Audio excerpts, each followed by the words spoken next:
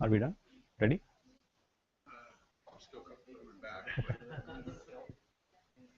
Yeah. Is he doing some paperwork business or? Two of them are. Yeah, I see. Two of them, right? Yes. So what happens is I tend to forget that we need a break. So whenever we do need a break, just tell me that, hey, we need a break, because I will talk for 12 hours nonstop. And it's unfortunate that I don't remember to give breaks. So please tell me, remind me that there is break time. Yeah, whenever you need. So whatever is convenient. Every hour, cool. For an hour, sorry, doesn't work. Even though it is not military, it still doesn't work, because I lock the door, right? So when I lock the door, I hide the keys, and almost. There is no fire door.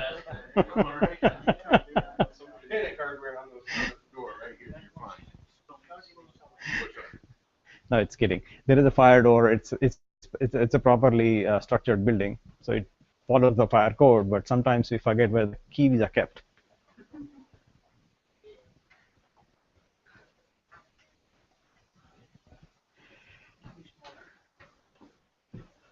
So, hi, come on in. Hi. Wow. Can I just introduce you guys? Yes, please, come on in. We have some special visitors here, real quick. Big class. So, thanks for participating and thanks for being here to do the class. We're really excited for all you guys to get hired in this great space. And just the founder of the Raleigh. So, if any of you need anything that, whether it's in the building or not, please feel free to come back. You're welcome anytime. And we have all types of different community partners that we connect with resources. So as you're transitioning or your family members need help, just let us know. If you did not know, she was a helicopter pilot, and in the armed forces somewhere, I don't know where exactly, in the army, and she founded this institution. There was nothing much in this building just 6 or 7 months ago. Like nothing much. I mean, literally, except the skeleton structure. This is a beautiful building now, erected out of the efforts that you have put together with community effort involvement, and it is a happening place now just for you. And it is amazing the work she has done, and with the team you have built. There are so many volunteers here just to help me, is that I am overwhelmed by the volunteers that come out and help. That's the extent of people that are here, and it's just amazing work that she has done. Thank you. Thank you. Appreciate that.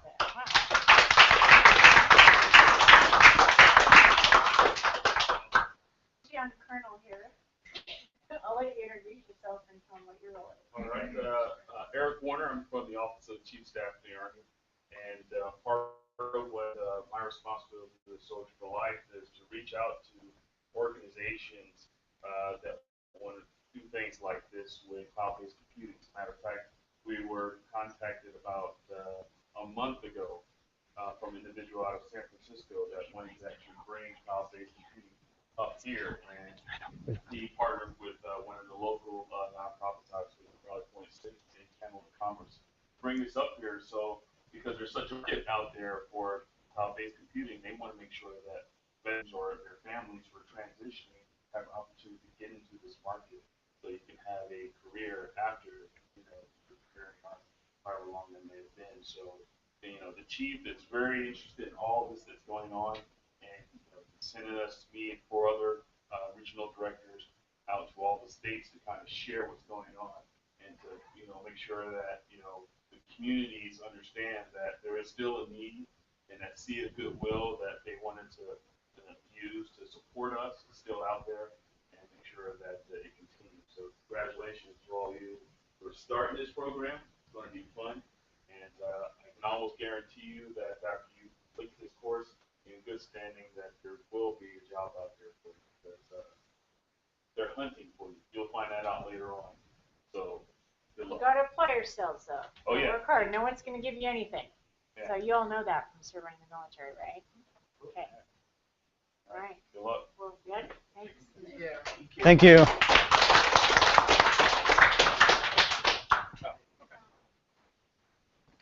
Yes, One come more on. second, Chris missing. You're welcome. I'm sorry, Mr. Fuente? Hi. Hey, you're good. There's more paperwork. Paperwork doesn't stop. Wow.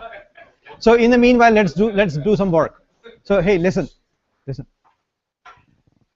Can you correctly spell the name of the school in the website's URL? Can you say that?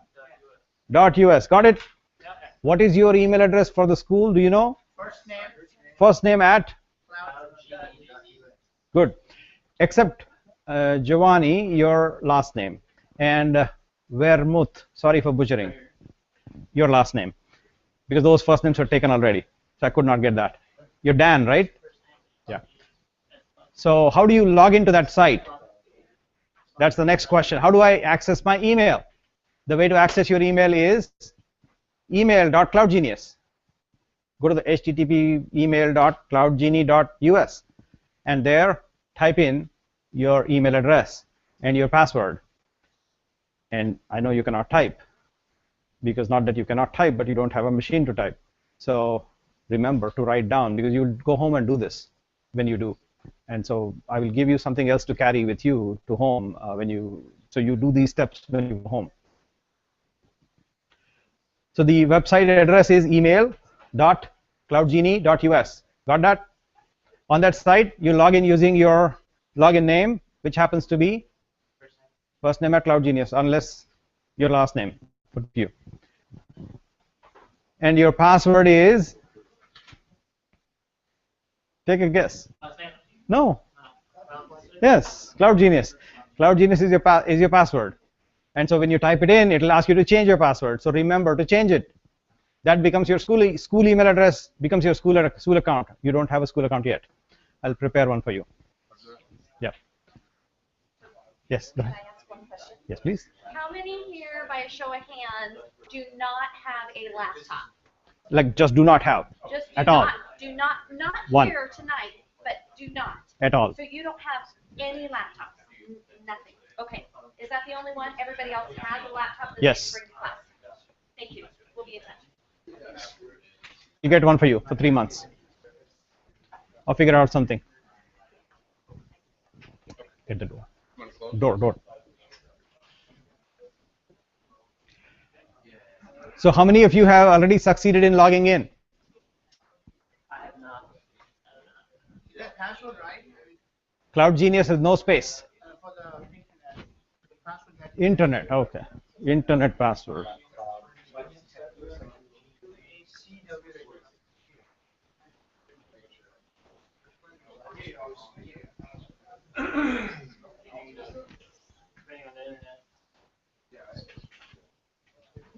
What's going on? I just wait for the internet to go in. No, you're going to, like, this thing is called GoDaddy. You don't go to GoDaddy. You go to email.cloudgenius. This is GoDaddy, right? Yes. Yeah. So no, there is no daddy here. Just CloudGenius. Right? So email.cloudgenius. Okay. Not the address is not genius.us, but just US. You see that? This.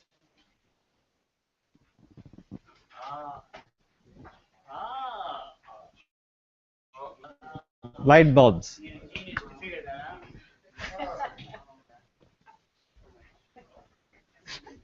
out. Yes, sir.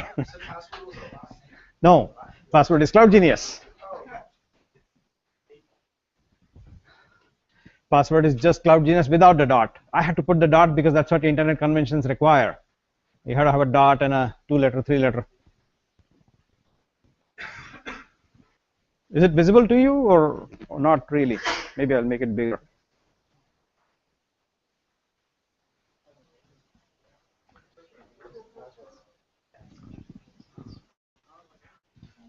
So this is the password, and this is the domain name, and this is the place where you access your email.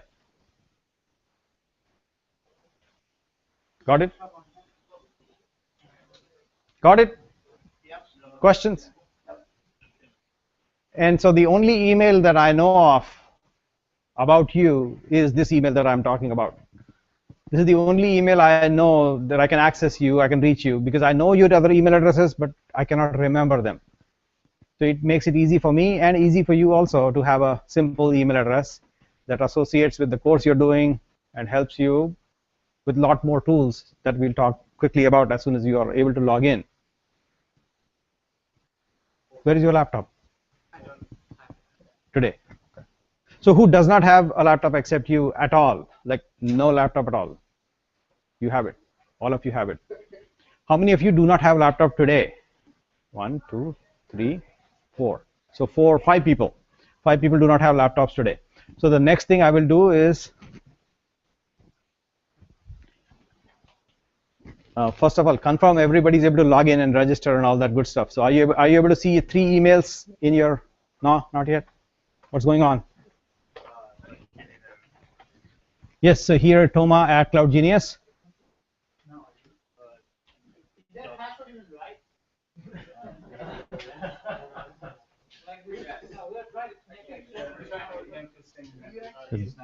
.us and then type password.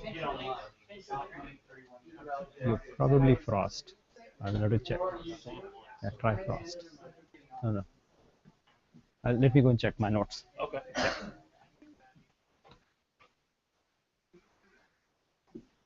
Yes. No. Hold on.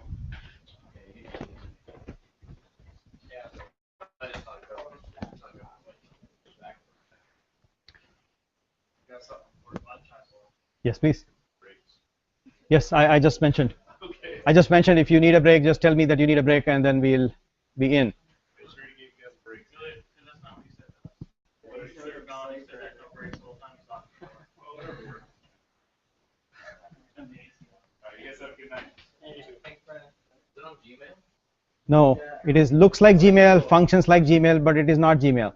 Let us see. Here are your email addresses. So let's see. Toma, where are you? Tom. Oh, your name is Tom, not Toma.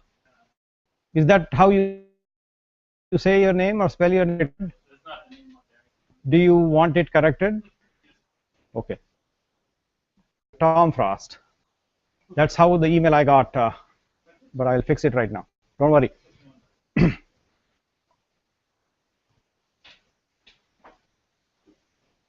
So your name is Toma, and your email address will be Toma also, right? Okay. You see that correct?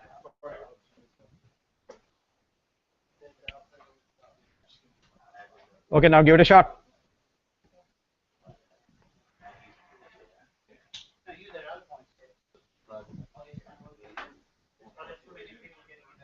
All right, I'm in. Thank you.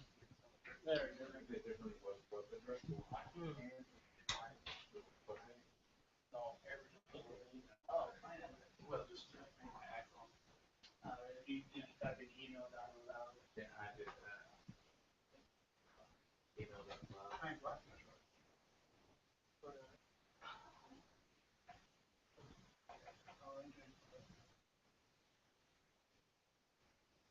I think Toma, you should be all set. Yeah, I'm in. Yeah, that's the thing. Okay, good. Who else is not logged in? I see Niku logged in, Carlos logged in, Chase Decker logged in. Who else logged in?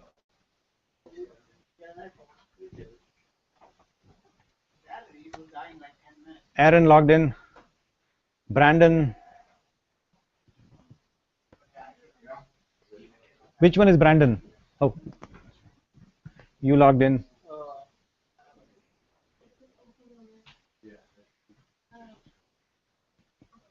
So this is the back end of Google App for Work. And this is hosting business email, calendar, contacts, address book, all in the cloud, in the Google Cloud. That's what our business does. And this is just what you can see the back end. I'm using it to show you and creating school accounts for you, which I already have. And I'm expecting all of you to log in. It also allows you to create profiles in your phones, so your email on phone, or your iPad, or whatever Android tablets you might have. It doesn't work with Windows. I mean, Windows Mail doesn't seem to work well with it, but nobody cares. With Windows Mail, nobody seems to use it. Live? Is it dead? Not live. No, it is not live. It is dead.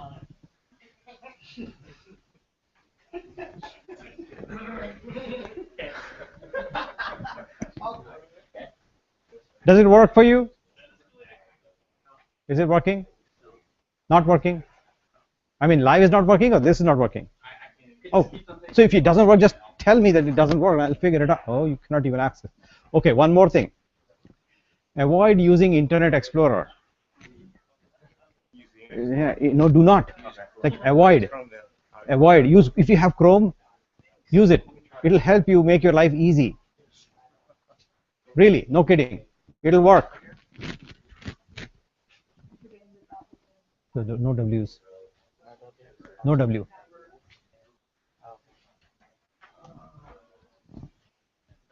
Yes, please.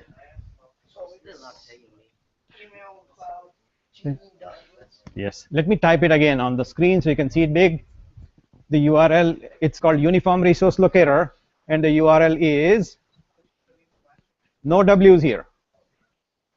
You got that? Is it too big or too small?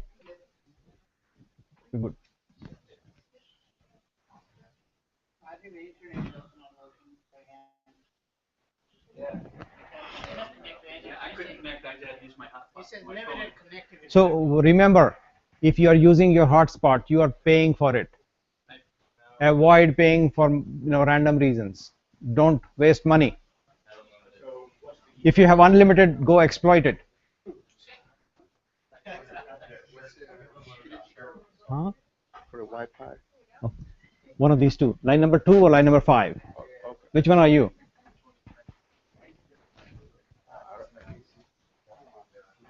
I'll make it bigger. I'll make it bigger.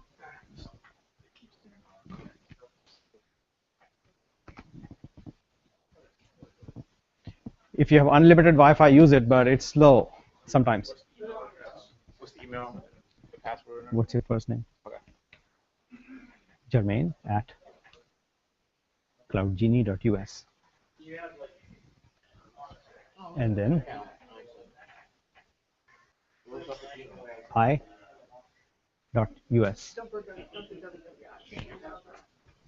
And you said sign in or? Line number 9. Gotcha. Okay. Thank you, sir.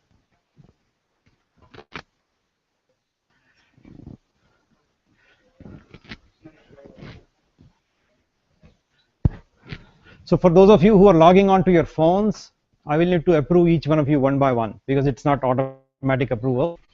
I will do right now. I see some of you are trying to log in using the phone. So I'll go in the back end and approve your phones. Now remember, what we are doing here is selectively approving phone access to your accounts. And you need to understand what I'm doing because this we'll talk about it later when at the appropriate time. But here, there are some people who have accessed using phone, connecting to this Cloud Genius email. And these are the people. Apparently not many. But if you do, it will ask you to wait for approval. So that's what I will approve once I receive an email notification from the system. It will look something like, it will pop up when it comes. Somebody's waiting.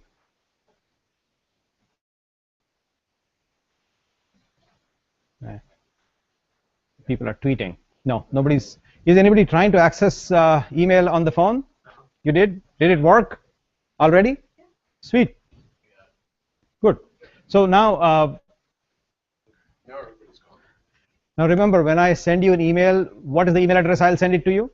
On this email address. I will not send to you any message whatsoever on any other email address that I know. I know your email addresses, but I'll not be communicating with you there at all. You got that point, right? My message will go only to your Cloud Genius email, which means you need to check it every day, multiple times. Like I check every minute, not in the class. You got that right? Now, the next thing is, we use Google Hangouts. You know what Google Hangout is? How many of you have not done a Google Hangout before? Have you used Skype before? FaceTime? So you know what thing is, right? We are doing one right now. There's a Google Hangout going on where this guy is talking to the camera. You see that? This guy? And somebody's watching us. Who is that somebody? She. She's watching us. and she's recording what we are doing. She's recording whatever I'm saying, and we are doing a video recording, we are doing audio recording. See, I'm mic'd up. So we are doing a Google Hangout right now.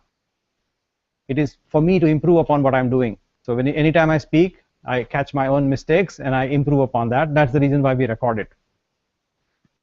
You got that? We do similar type of Google Hangouts on Saturday mornings at 10 o'clock, which means that you will all join using a setup like this. You will have a camera like this, or maybe in your laptop built in, use that, and use a microphone that you might have. If you have, most laptops have built-in microphones, use those. Speakers are built in, use that, and connect at 10 o'clock Saturdays with me so we can work on whatever you are stuck with. If you're doing something that is important for the class or something else that you want to work on, you discuss that at Saturday 10 o'clock. You had a question, sir? Or are you taken care of? I see. Did you try the... Huh. So who's still having internet connectivity issues? One.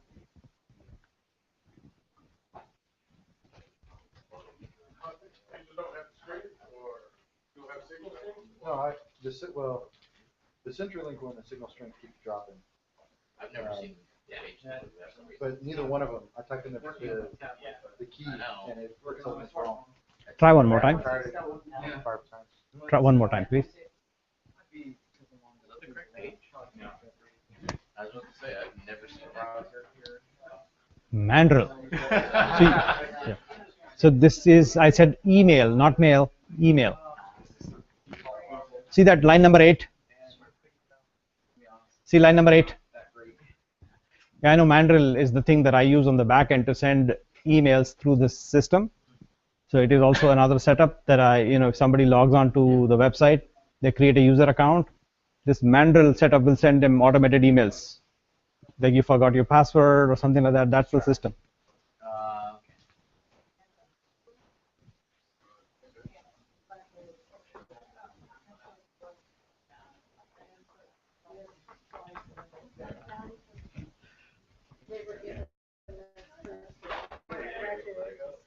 So the next thing we'll do is set up what is known as a virtual machine. So how many of you already know what a virtual machine is? Get the door and open the windows. If you, yeah, open the windows if you want and close the door.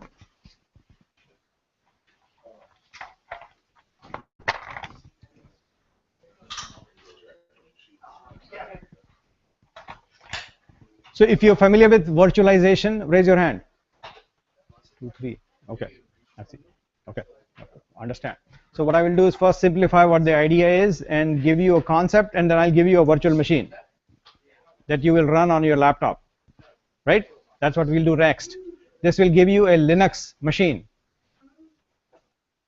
So have you used Linux before? Now you will use it. Tomorrow you will say, yes, you have, right? It's no rocket science. It's just a machine. It looks like this. It is starting up. It's not VMware. It is the free version. It's the open source version. VMware is not free. And when I say free, I do not mean money. What do I mean when I say free? Freedom. Libre. Yeah, I mean libre. When I say free, I mean libre, which is a French or Spanish word for freedom.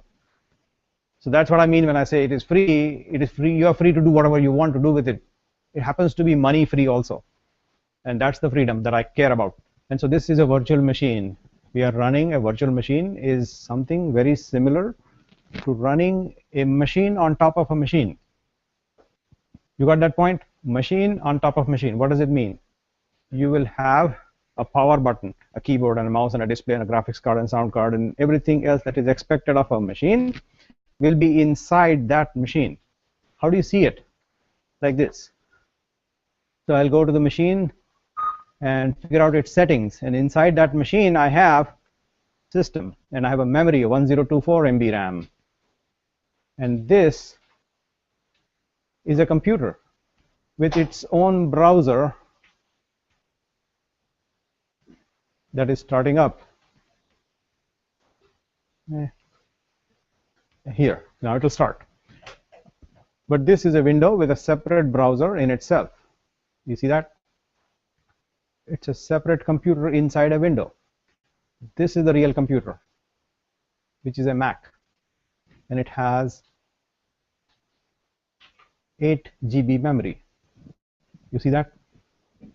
Here 8 gigabytes of RAM, the total amount of memory on this machine, and we will use only 1 GB out of that to create a smaller machine, which happens to be this computer, which is inside a window, and it has everything you would expect from a real machine, but it is not there. You cannot touch that machine, can you? It's not, you cannot touch it physically. It's virtual. It is unreal. It is fake, but it works just like a real machine. It has everything you need, which is memory, CD drive, hard disk, video card, 3D acceleration, remote desktop disabled, video capture card, sound card. It can even make sound and capture sound, right?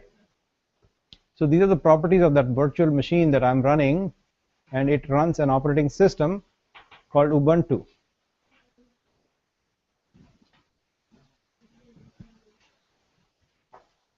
This is the company that makes that open source software called Ubuntu, and we are running that operating system from this company, which is sponsored by Mark Shuttleworth, who is a space traveler, and he sponsors this open source effort, and he's created Ubuntu, which is a Linux operating system, and we are using that OS in this virtual machine, which is what I want to give you next.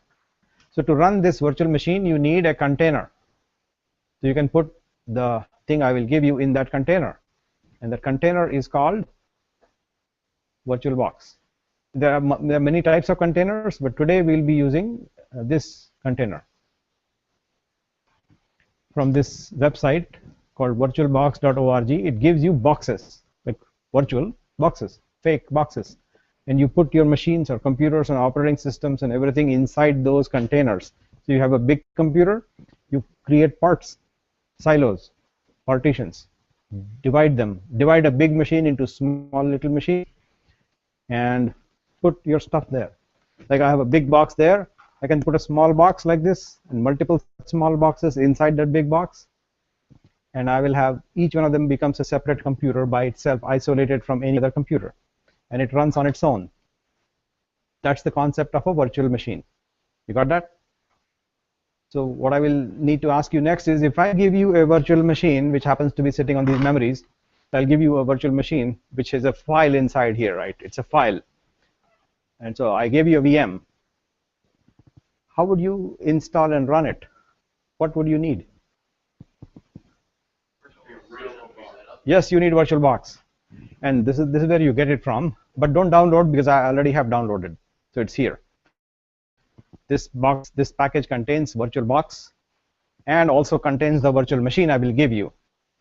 So virtual machine is the machine which I created, and the box is the container which you get for free from this company. This company used to be Sun Microsystems and now Oracle, but the product is VirtualBox, and it's now called Oracle VirtualBox. For the acquisition is Oracle.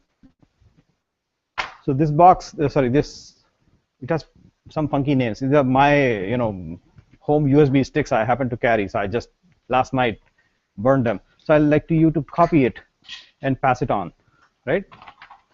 Copy and don't pass on. Copy and pass on. Copy. Go ahead. I think I have more. Pass on.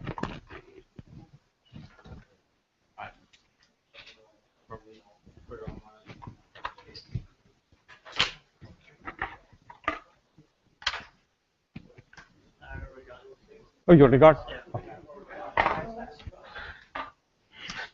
So for those who could not get a virtual machine from me, after they are done copying, I'll collect them and then give it to you so you can take it home with you, right?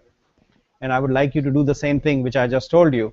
I told you 3 things, is to get VirtualBox software from this memory stick that I will give you, or I gave you, and then you also get a huge 5.6 GB file in there.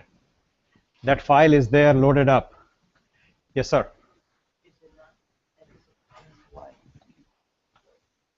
Yeah, give that back to me. I'll give you a different one.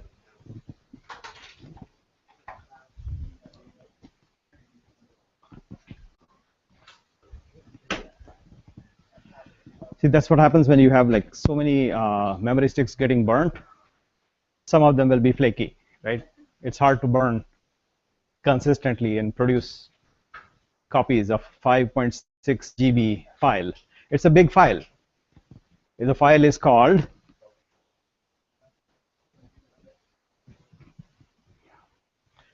so in this memory you will find 3 files. The file number 1 is called trusty.ova.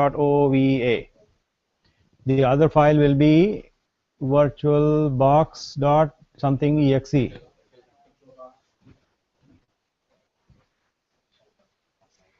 And there are 3 files. Can you tell me which file is the first one to go for you? Yes, sir. And when you go home, when you get your new laptop, you get the DMG. Yes. So DMG is the Macintosh packaging format, and it has been packaged to run on a Mac. So do not use DMG if you are using Windows, and do not use exe if you are using Mac.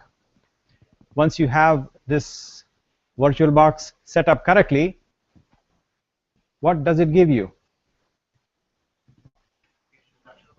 Containers, boxes, like place to store stuff. That's what you get. You got that? So how many of you completed setup VirtualBox already? Yes, I know, but not here right now. So I understand. The people who are copying it over, I think it is a big file. It takes time to copy. I have, I think, one more memory I should give instead of keeping it here. So anybody who is waiting, yeah. Sorry. That one is always requesting a format before you can actually use that flash drive. The flash drive is bad.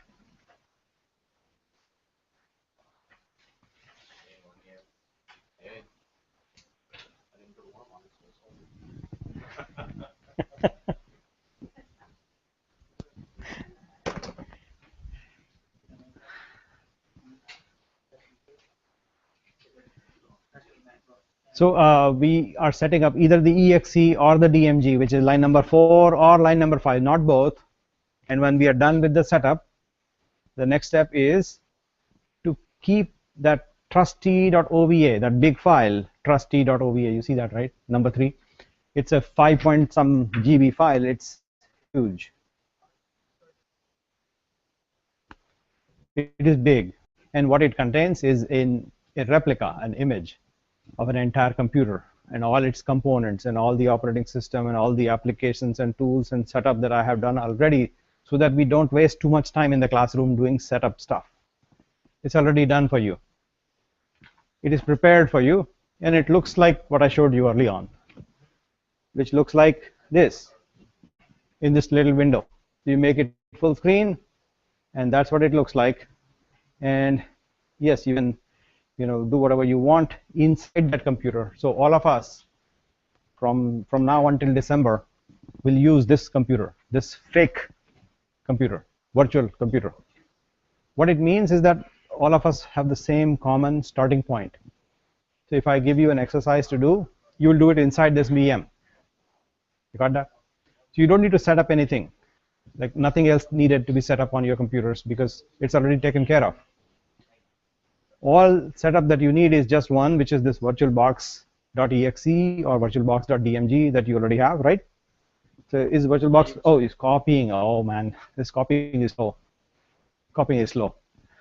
I hate slowing down, but I guess that's the limitation at which USB works. Yes, sir. Oh, you're done? Thank you. Yes. Yeah, it will.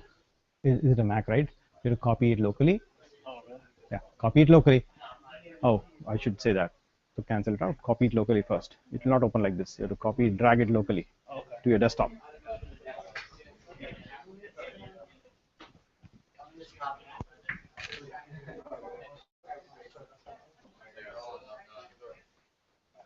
So one thing to remember, before you open this line number 3, the big file, do not open it from this little stick. Do not. It will not work.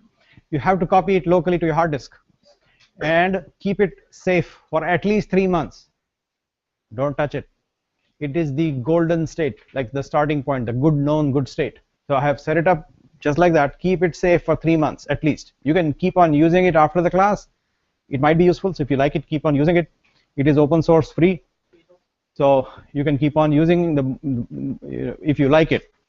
But for the class, keep a copy in your desktop somewhere safe, and don't destroy it, don't delete it.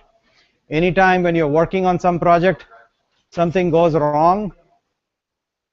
If something goes wrong where you're doing something, right, what happens? You destroy the machine and create it again. As simple as that.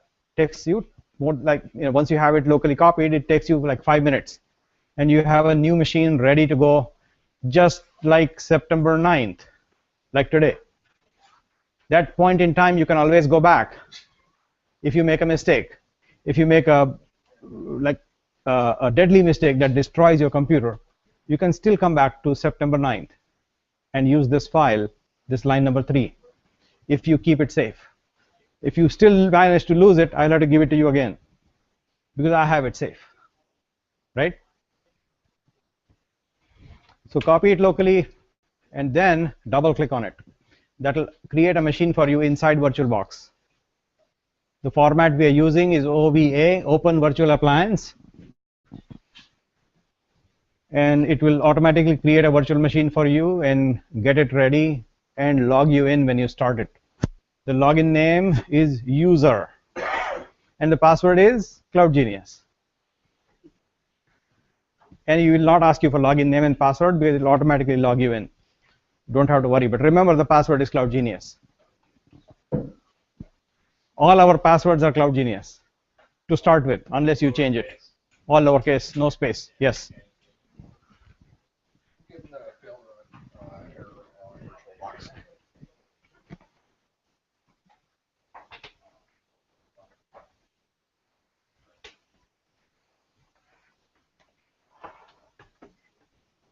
It has failed to install.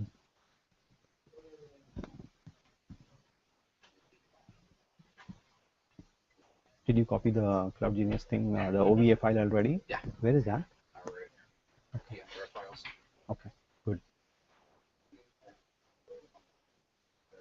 I just ran and did a full install and it's finished. I see.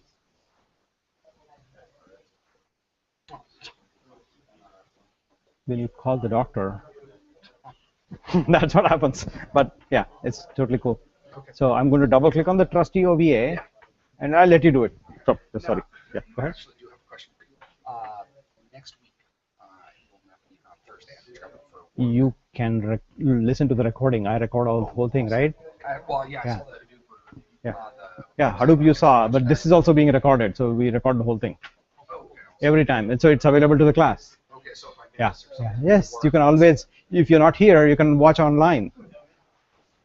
But that's not recommended. I want you here, right? or so I can't, Yeah. Yeah, if you cannot, that's understandable. If you cannot. He says, I got an error, but I was just calling it. I don't know why.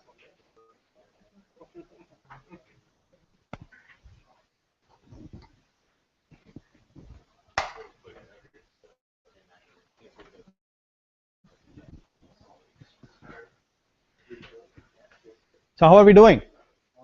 Do we have still? Man,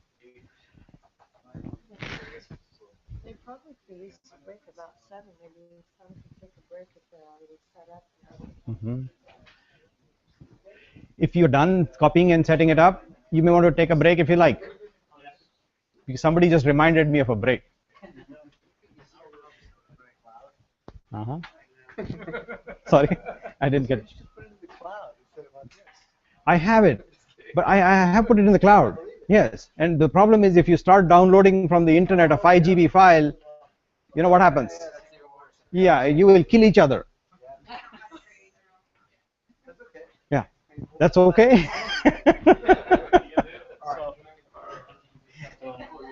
Yeah, I understand.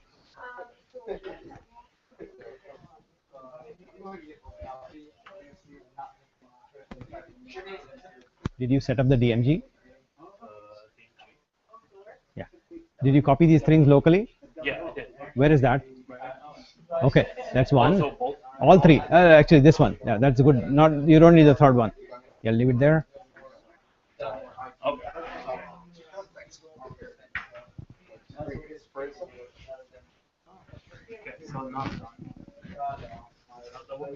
Okay, stand by. Stand by.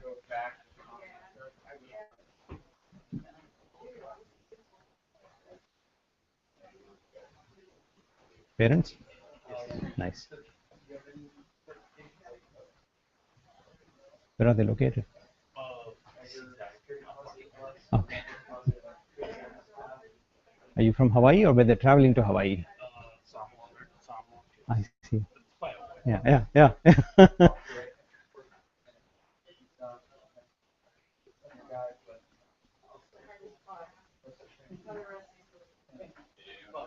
Password. Thank you. Yes, yes. You install VirtualBox and then double click on the trusty OVA, and then that is good. But say yes. Yeah, say yes, and say install. After this is done, then you double click on the trusty, and then you should be good. Yeah, so I'm trying to add it on mail from here. Uh-huh. And so Your username is wrong. Username is email address, the full email address. So you said that the username and password for the Machine is password is Cloud Genius. Username is user. Yep.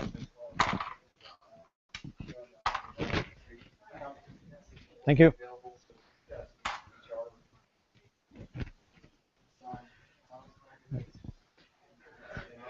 Are we done setups? Take a quick break. Back at 7:50.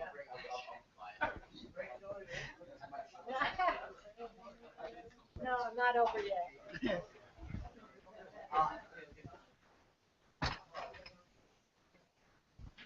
So, you also do class in Redmond too, right? Mm-hmm. Yeah, we put a request that if we can take one over there. I could not. Yeah. Could not take it. So you come here. Okay. You come here. I also come from Sammamish. I drive. Oh, really? Yeah. I live in Sammamish. Oh. Yeah, the only region. Oh, yeah. Far is from here. I saw that on the way out last time. Yeah, it's far, like 1.5 hours. You said it's like past the Bellevue on Yes. I-90. Yes. Yeah, down there. Yeah. Rattlesnake, like hiking down. Yes, yes. Rattlesnake is beautiful. If there's like anything going on sometime, what to do, like to cover up? If they're like. You join online. There's a Hangout. Okay. Google Hangout. You know that, right? Yeah, join online.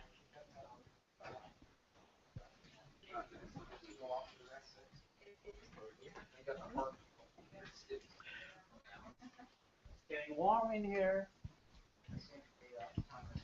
Where do you restart the computer? So press it. Double click. So what was the point? When I click on WordPress, it's going to open now? Mm-hmm. Yeah. Aha. Again, the same error, right? Yeah. We got this error already, or Yeah, second time. second time the same error? I think your machine doesn't support virtualization.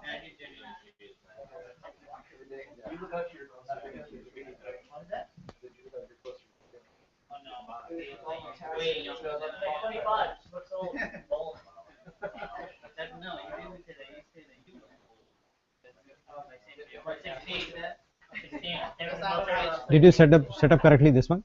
Yeah. It completed already or no? Yeah, when you did the repair, you restarted the computer, but it's not open. No, installing again, that's not what we want. Cancel. Yeah, we were in Bellevue, so we Finish. got here. So we carpool each morning, and we carpool all the way here. Oh, yeah. I thought traffic Can you ran. type VirtualBox here? Not life.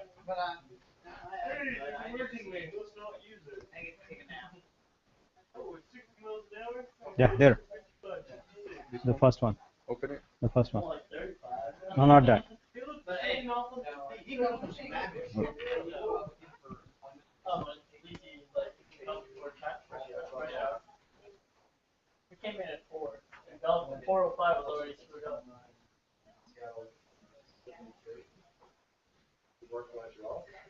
Yeah. We told them that we'll come in an hour earlier, we get out an hour earlier. I would have lived in Seattle.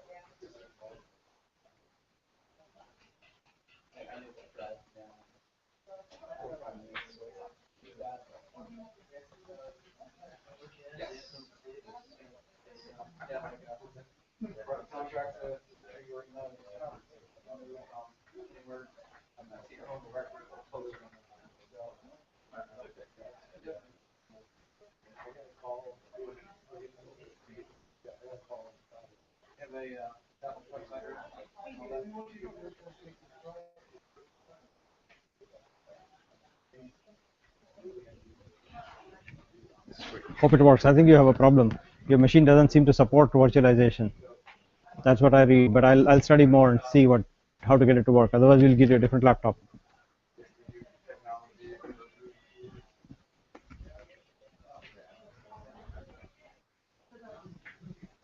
Same problem.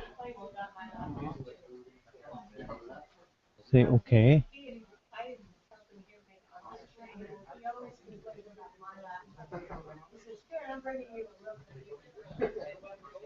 Yeah, even that one doesn't work properly. This is exit the program and start it again. Exit VirtualBox and start this icon. Now start. Yeah. I think error in supporting. It says error in support sup R3 hardened win RE spawn. Let's. I'll read this error. I think this basically boils down to your laptop does not seem to support virtualization, which we have to figure out how to make it work or get you a different laptop. That's what we'll do. So we'll figure it out.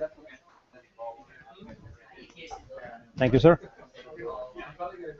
Did it? Oh, coming up. I'm up to here. Okay, so double click on that trusty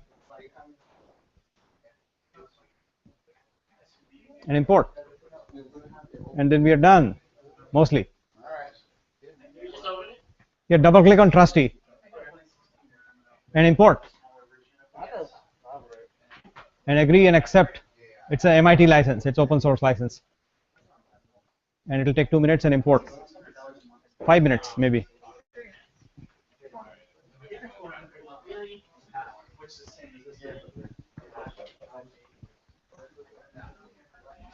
Yes.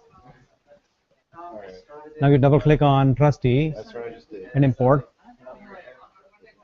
And wait 5 minutes and you should be okay. Agree. And wait a few minutes and it'll be okay. Yeah.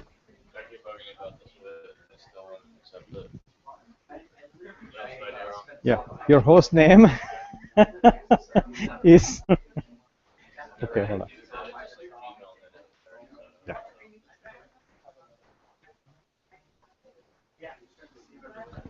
So here is I would suggest. I'm going to delete that account completely, right? And then add a new account of the Gmail type or Exchange type.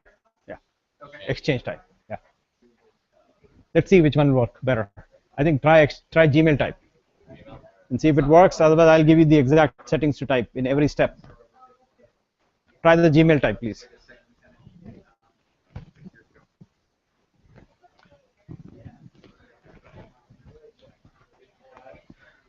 You're back. Let's go.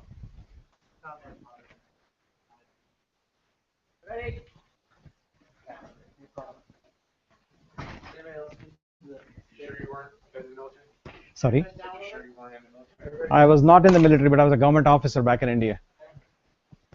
That.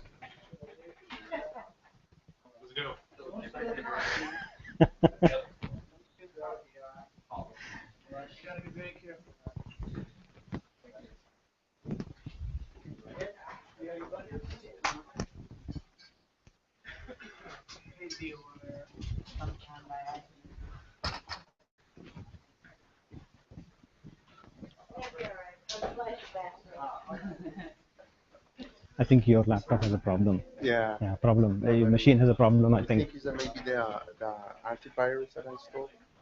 You have what? The antivirus I installed. Probably not just the antivirus. Your machine needs to support virtualization. Bro, how come it's not support? It's a brand new computer. How I come it's know. not support? I know. I will look at it later on. Okay. Right? I will do look. It's a new computer. I know. I can see that. It should support. Yeah. Installing it and reinstalling it. And it Fixed the seems problem. it does. Yes. Good. Good to know. I'll share that.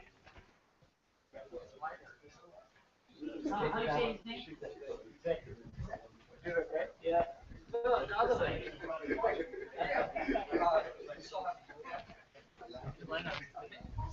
Thank you. You and your brothers are very. Yeah. We are. So let's.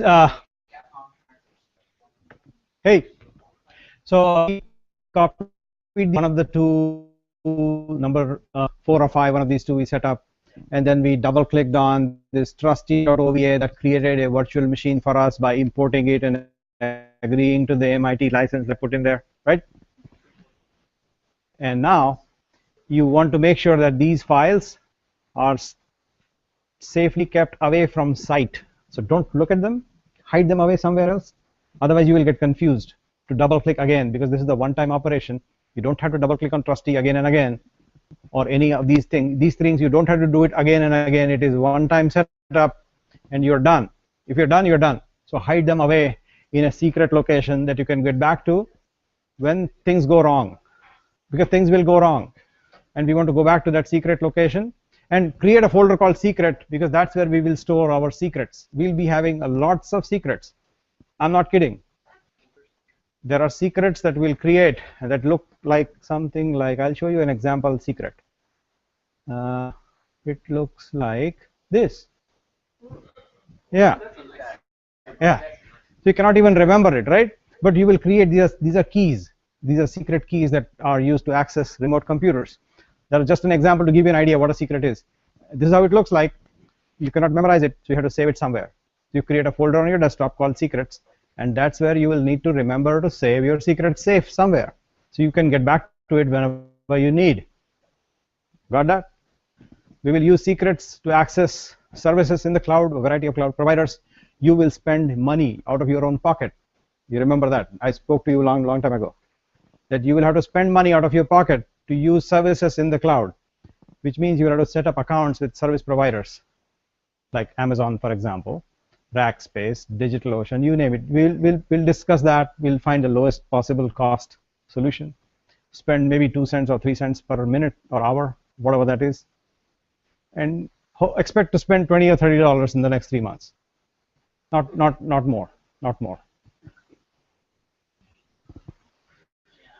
So that will be out of your pocket. And remember, when you use a resource from somebody, you need to stop using it. Otherwise, they'll keep charging you. Right? Yeah. What does that mean? It's like a utility company. If you use their electricity, then you remember to turn off the light. Otherwise, they'll keep charging you. Same concept applies when you start an account. You start a machine somewhere in the cloud. You have to remember to bring it down, turn it off, and you don't need it. Otherwise, your credit card will get charged. And that's a caution. So remember that. Now, having stowed away or safely kept away these 3 things in a secret location, so let's call it a secret folder and move them away. That was a secret. Call it whatever, but remember it's a secret, right? In that folder, you hide these 3 things away. You do not need to click again and again. That is clear. On your desktop or somewhere else, you will also find something like this. It's a shortcut. That's the way to start the VirtualBox software. That's where you click, double click to start. If you are on Macintosh, you press Command space, and that brings up this upper right corner drop down box that you type VirtualBox there and brings it up. Going there. If you're a Mac user, you probably know how to start VirtualBox or how to start anything you want. If you're a Windows user, you know how to go to the start button that doesn't seem to exist anymore and click on that start button and figure out where it is. It is some VirtualBox, and it is not, again, repeat, not these 3 files. That was a one-time operation, and again, when things go wrong, you go there again. Got that? Question? Yes.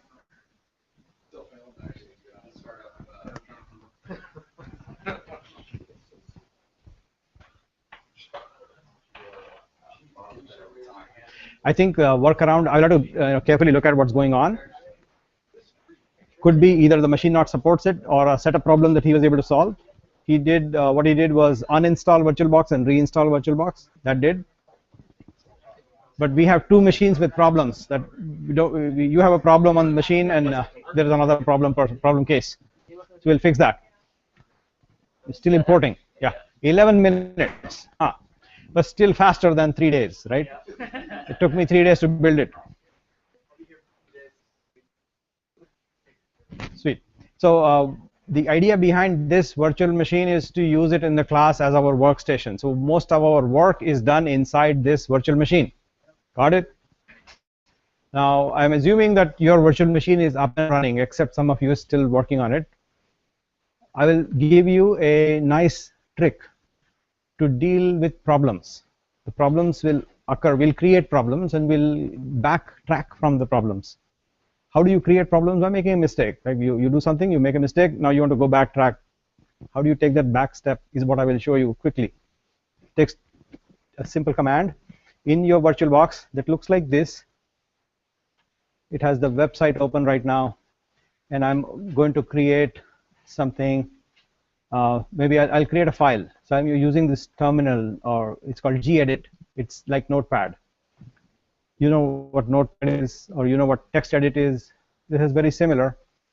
It is a different operating system, a different animal, but still has 4 legs and every other thing, every other component. So here it is called gedit. So this software is called gedit, and it is, the shortcut is here in this corner, text editor.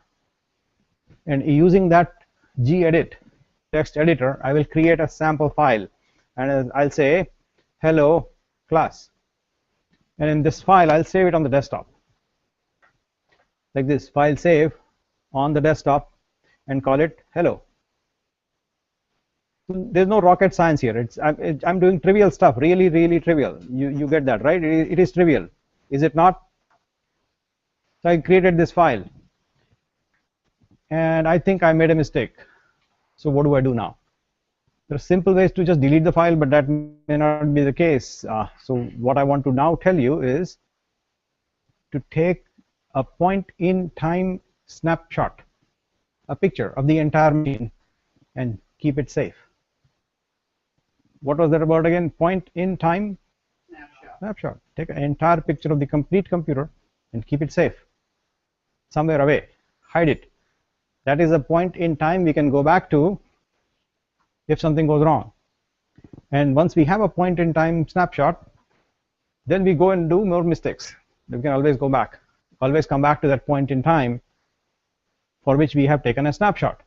So now I will first tell you how to take a snapshot, which is a snapshot of the entire computer, and that will be a next start. So we can always, go forward and roll back to a point in time we know it is good.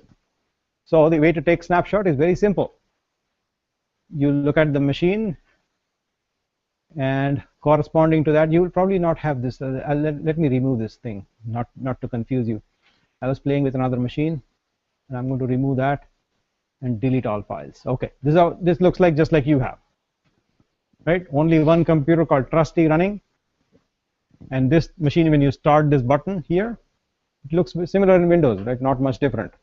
You have trustee here, and the start button, when you click it, this window opens up. And that window is where the virtual computer runs. I mean, this window. You got that picture clear, right? Now I want to take a point-in-time snapshot. Or in simple words, it's called just a snapshot. It means point-in-time snapshot. So I'll take that snapshot by going to the corresponding tab here and looking at the trustee machine. And on the corner we have snapshots. And that's where we use the camera button here to take a snapshot. We call it the golden snapshot. And save it. Keep it safe. So I just have taken a snapshot, and there it is. I have a golden snapshot, and then I have a current state. The golden snapshot is history now. It is 2, 3 seconds, 5 seconds late. Right? The current state is ahead in time. You got that clear? Yeah. Now, with having saved that snapshot point in time 24 seconds ago, what I now want to do is, in the current state, which it is right now, deliberately make a mistake. And mistake I will do is this file, I'll say oops, and then save it.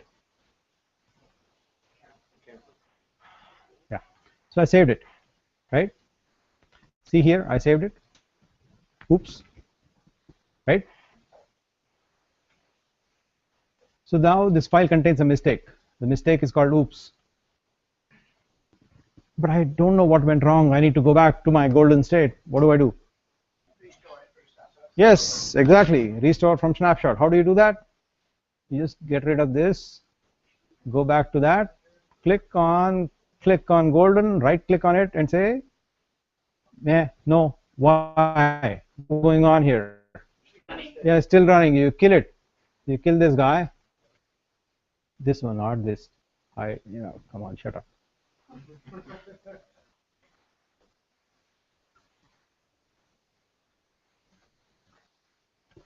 But I need both hands. It would not talk to me. If this thing if this thing happens, just kill it. Like this.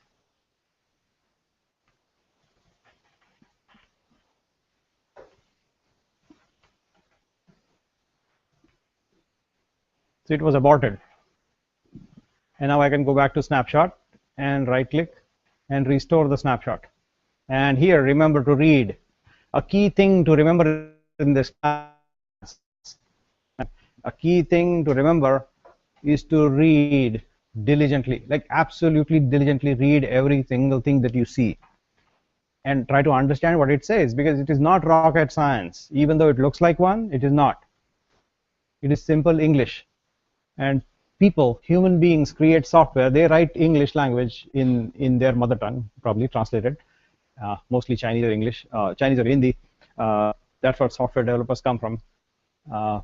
So they translate, and this is human readable. So let's read what this says. It says you are about to restore golden snapshot. And then there is a checkbox there. The checkbox says create another snapshot. I don't want it. All I want is my golden state back. So I don't want to create a snapshot, another one. This will create, if you leave the checkbox on, it will create one more. So I don't want another one right now. I just made a mistake. I want to go back to golden. That's good enough. So I just restore. And now the machine is back to where it was, saved. And now I can start the machine. And what would you see in the file that I had? Oops or no oops? No oops. Yes, bingo, you got it. That's the idea. So let's start that machine. And it is restoring. And open the file. And you will see no oops. You see that? No oops. Oops is not there. Mistake is not there, right? So this can be done to the entire computer. You can go havoc. You know how you create havoc in computers? By randomly deleting important stuff like this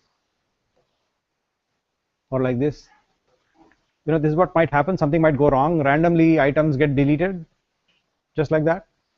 And you can still get back to the golden state Why? Because we saved it. So it's okay to do mistakes. You can go create havoc in your machine, and it's still okay. Because you remember to save a golden state before you begin creating havoc. And if you're able to do that, that's a way to come back to a golden good known good state. You got that clear, right? So you know how to roll back, how to go back. And so now you're free to make mistakes. That's how we learn. Exactly, that's how we will learn, is to figure out and do whatever we feel like inside this machine. As long as you're inside this virtual machine, you're free to do whatever you want legally. Like I see some of you are using torrents. Don't use in this building, right? You got that. I know you're using it. Do not use it in this building. It's not appropriate.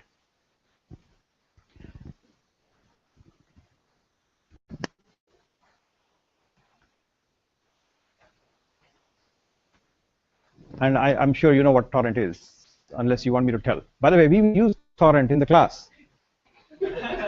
I'm not kidding. No, I'm not kidding. So torrents themselves are not wrong. They're not illegal. It's the content. The content is, if you steal somebody's content, that is bad. That is illegal. Torrent itself is a beautiful technology, and Facebook uses it every single day. I also use it, and we will use it in the class. So it's a good technology created by a person in Bellevue. Yes, sir. I think there are 2 or 3 folks with error. We're relaunching VM process. Start VM. Try abort and close this. Say OK. Close that. And do it again. Mm-hmm. I got it right now. Nice. So what should I do now? Import. Import. Agree. I got rid of it. Host plus T, is that like control? Host is your control Windows key. Windows. Oh, okay. The Windows key. Yeah. He's on every time I try to start it up. Like it gets me to the custom BIOS, but after that.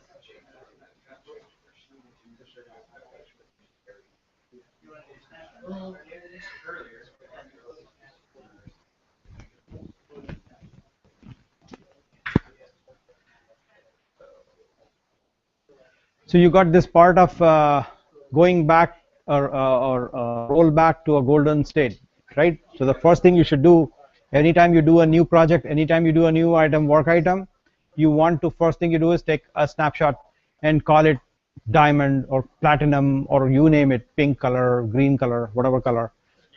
Call it, date and time is good, but date and time, remember to have these names meaningful. Date and time is not meaningful. Golden is also not meaningful. Right? Yes, so you make it meaningful, make the names meaningful so you know what was that snapshot about, and write a little description so you can know what you're talking about. When you take a snapshot, you can actually write down a description about what we would before that. And so let me just power it off and I'll show you where to take that note. So if you're here and you're on the snapshot window and you take a snapshot, here you can say this is the one prior to me making a silly mistake. Right? You write like description like this, and now you know what was that thing before you made a silly mistake, and now you go and make that mistake and you roll back. Got it? See. The next thing I want to talk about is how we'll do assignments and homework, the cool stuff, the good stuff. So, yes, homework. And homework's a serious business. No kidding here. The serious business is that it helps you to understand a new concept, to create something meaningful. One more thing is there is no pass or fail in this class. You got that right? The pass or fail, the real pass or fail is you getting a job. That's what it is. There is no other pass or fail in the class. Yes. The past for me, let me tell you that thing. If I never told you, the past, how will I? If you get a job, that's my pass. That's what I want you to make it for me, so I can pass the class. That's what I really want. So there is no pass fail, there is no grading. If you don't work, you lose, and I lose. I don't want to lose. You got that? I don't want to lose because I'm not a loser. Although my last name begins with L, you know. My last name begins with L, but I'm not a loser.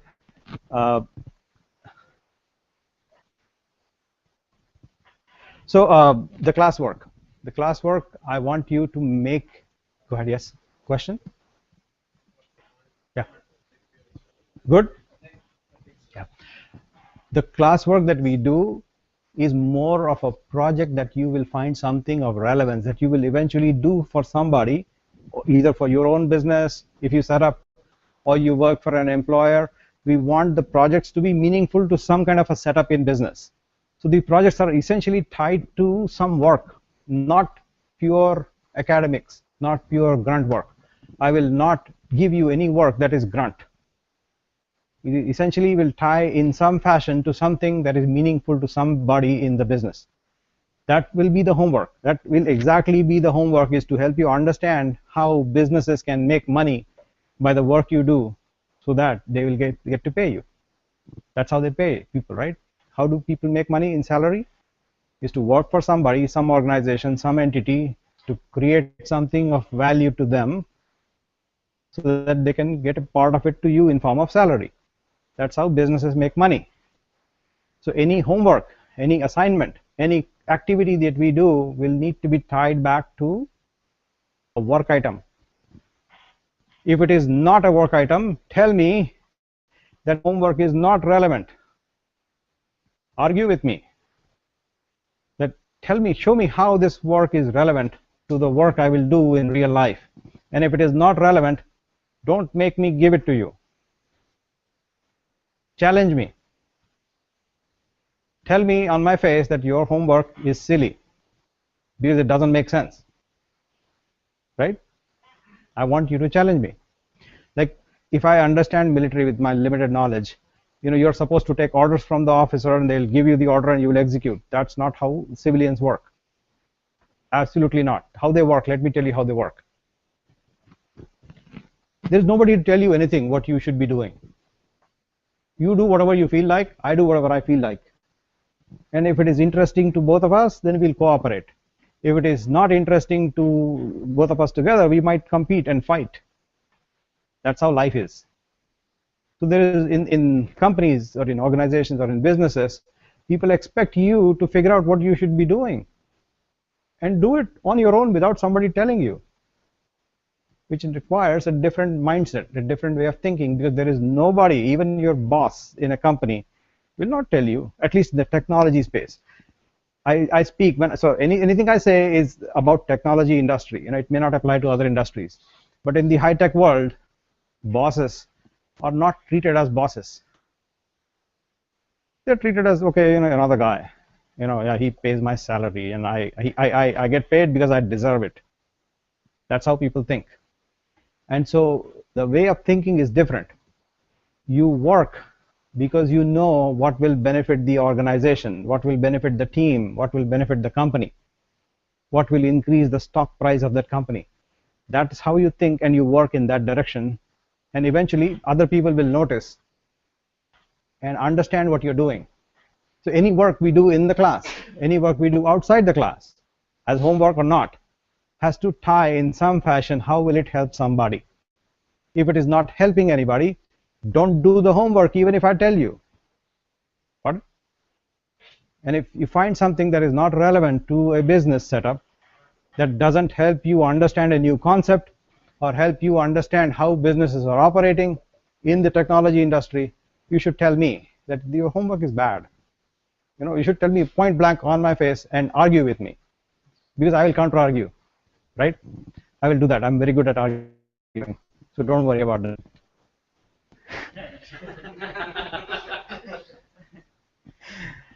Cool. So the login that you have, which I hope is working at least on the browser, if not on the phone.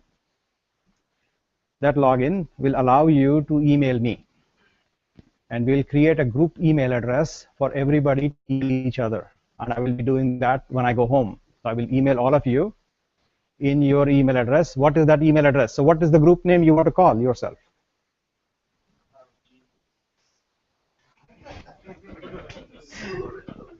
Yeah, sorry?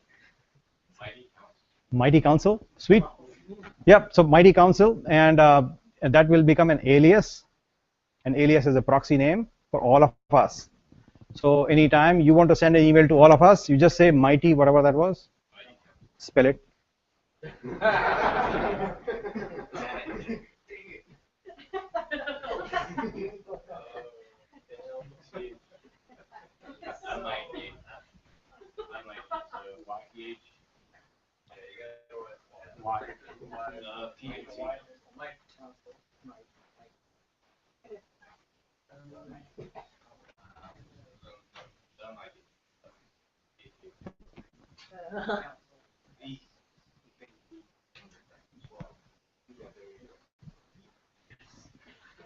Wow, it'll be so hard to type, but I don't mind. So this will be the email address we'll create for the entire team. And once you type it first time, it'll remember, so you don't have to type it again and again, right? It'll cache it. Sorry? You got it. So this is the group email address all of us will use, and we'll exchange emails. If you want to send the entire team, what do? Send an email to this address, and everybody will get it. Got it? This will start working when I send you an email later on, tomorrow, maybe tonight. Got it? Sweet. Now your email addresses that you have, like the first name at, or I should say, this is what I will say. This is your email address. I'll call it alias at Cloud Genius, right?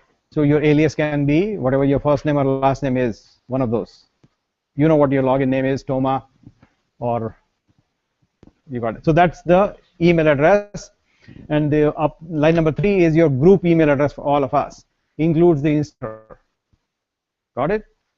Now when you log in, your Hangouts, like this is happening, is also going to work through this email, except this. It is limited only to Cloud Genius emails. So Google Hangouts, exchange of emails, communication with anybody in the classroom happens through this email, only email. Repeat, no other Gmail and Yahoo and other things, not using that, only this. Got it? Now when you log in onto this site, which is, the site is called http email.cloudgenius. In this site, when you log in, that's the first thing you should do. And then you visit another site, which is called classroom.google.com. And that's where you will get homework. So let's see what's there right now. Don't worry about it. I'll email you all these things. But I'll also give you a place to post it. In fact, you can also post these things right in that line number 10. So I'll go there in the classroom.google.com. And by the way, you need to first check your email before you go there, otherwise it will not work. Repeat. This thing. Classroom.google.com looks like this for the teacher. For student, it will look almost similar, somewhat different. The students are not there yet. So let's add them.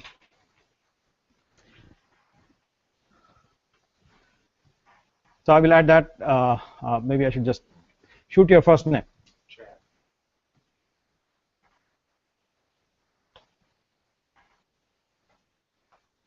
This one? Yes. Okay, next. Why is it slow? Invite. Okay. Sir. Niku, NICU.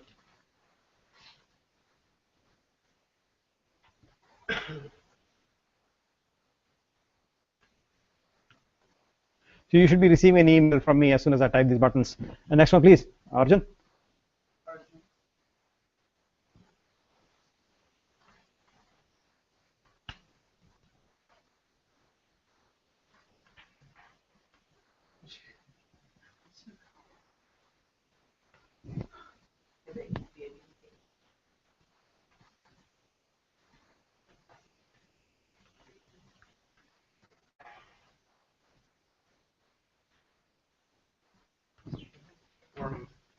RMUTH.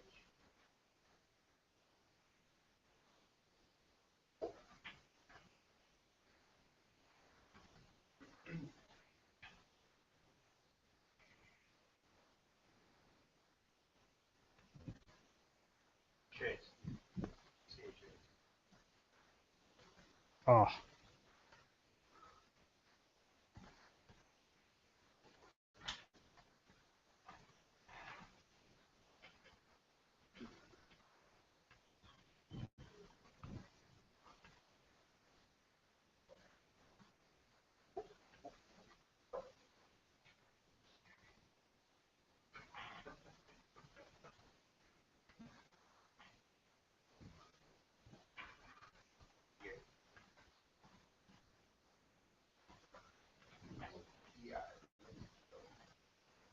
Diego.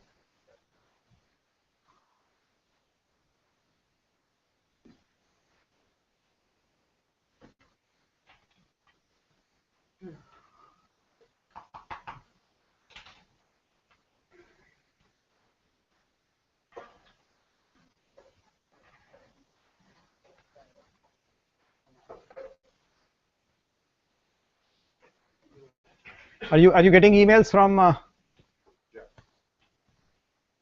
Are you getting emails from the system? It will say that you are invited to the class and things like that. Sweet, sweet. So this place, start exploring. There is nothing in it right now, but I'll put homework or some exercises for you to read. I will expect you to review some material. I'll show you once I finish this exercise.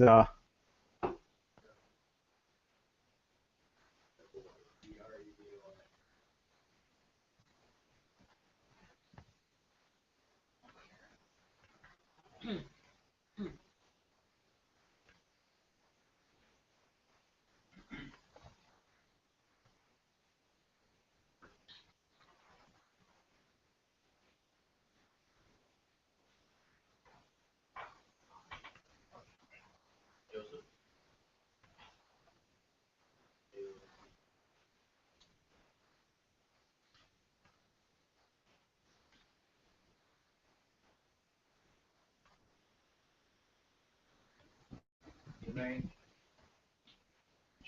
I got it. I typed it all last night. I created your accounts, so I have your. Huh? What did I do?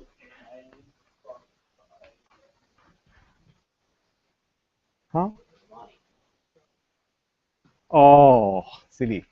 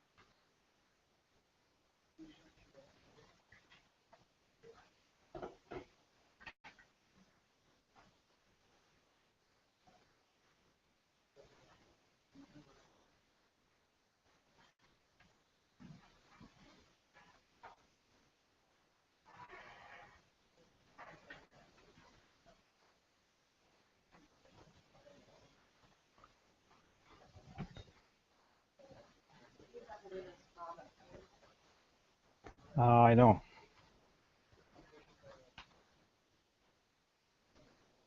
But that will cause problems. I'll fix it later.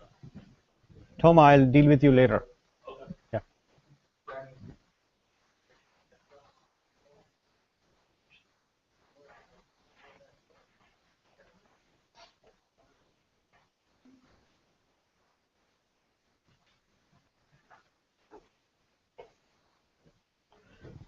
Did I add everybody? So you should receive emails from the system, Google system, the email would look like, I don't know how. I have no idea how it looks like. Yeah, so join as a teacher. I'm just kidding. There are two buttons, join as a teacher, join as a student. So join as a student. Even if you join as a teacher, it will still let you join as a student because you can join as a teacher. But I don't know why it gives you an option. Should not even give you the option. And when it does, it will take you here. And so you in the stream, it is pretty much like, oh, so one by one, the mighty council was formed. That was who? Joseph is Joseph. Sweet deal. So yeah, looking forward to getting started. Wow. So here is this professor that seems to have given an introductory video that we should listen to what he says. So yeah, this is the guy you will listen to. Most of my videos are like this. They're built in, and they are available. They'll pop up like one at a time, two at a time. I will not show my face on the video like I'm doing here. So listen to this video. This is like an exercise for you, which is called announcement. And so if you have an announcement coming from me, I hope that you will listen to and read that and follow along the instructions, because it will have write-ups that I want you to do. Like for example, it says introduction and welcome, and there is a link. So you can click that link. It will take you to an internal site. This internal site has lots of other stuff. It's the library that we store stuff on. So it has a lot more. It has like set up your workstation instructions. Like for example, we just did that. I just told you how to do it, and it has a video that talks about how to download VirtualBox and how do you download the copy. And somebody was said, hey, why don't you put that thing in the cloud, the trusty? I have it right here, and it is here. There it is, the link. See that?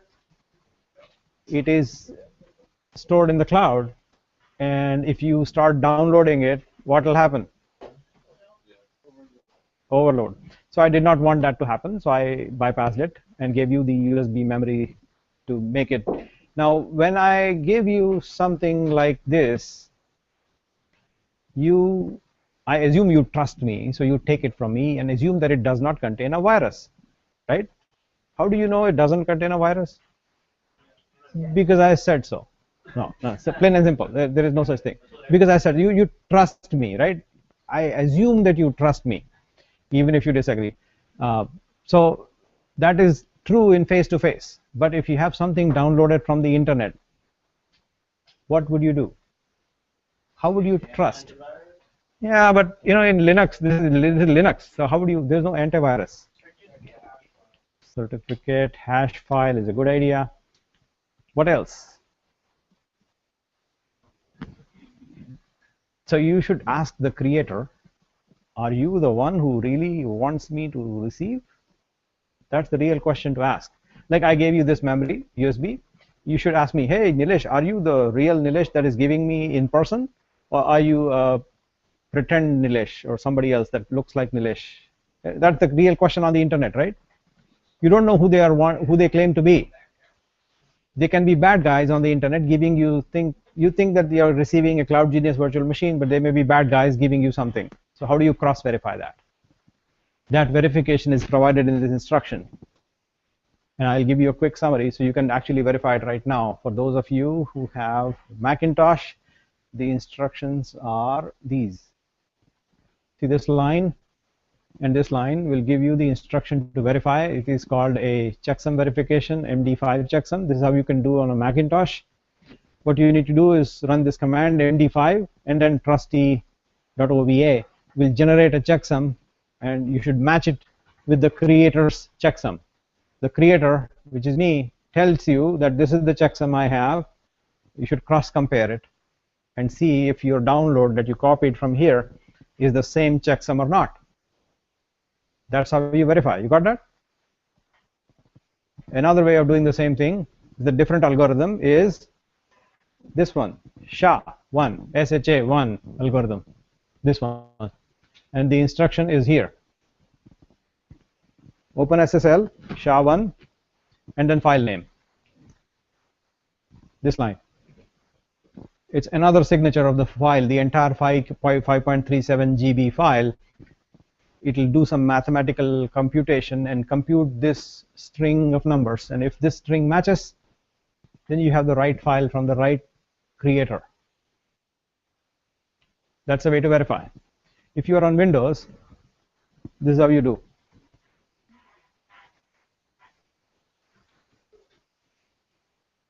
Yeah, you use this software. You have to download this software from, I think, that link. You have to click on that link, and that will allow you to compute SHA-1 sum, this sum, using this link. There is a piece of software here that you need to run on Windows, because Windows does not have this package built in, or this package built in. So you need to install it on Windows, and then you can run same steps to verify whether the package I gave you, trusty.oba, is indeed the one I created when I did. Got that? So how do you cross-verify and compare accuracy and ensure that it is indeed the creator's trusty.oba and not somebody else's?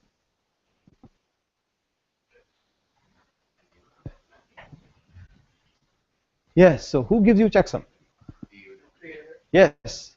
So if you're installing, say, Windows, who will give you the checksum? Bingo. If you're installing Ubuntu operating system like we have in this Trusty, the name is Trusty, it's a code name for Ubuntu. One of the recent code names is Trusty, so that's why we call it Trusty. There's no other reason for it. So if you want to check that checksum, who would you ask? What is your checksum? Canonical. Canonical is the name of the company that is called Ubuntu. And let me go there so you will know what I'm talking about. This website is where I got that Ubuntu from, and the company behind it is called Canonical. And so I should ask them what is the checksum for that particular Ubuntu operating system. And so I should go to my downloads for Ubuntu. So I'll go to downloads for the desktop. If I want to set up a machine with Ubuntu desktop, I will go download that thing here and click the download. It asks for donation. So I'll say I have donated already right now. No thanks, take me to the download.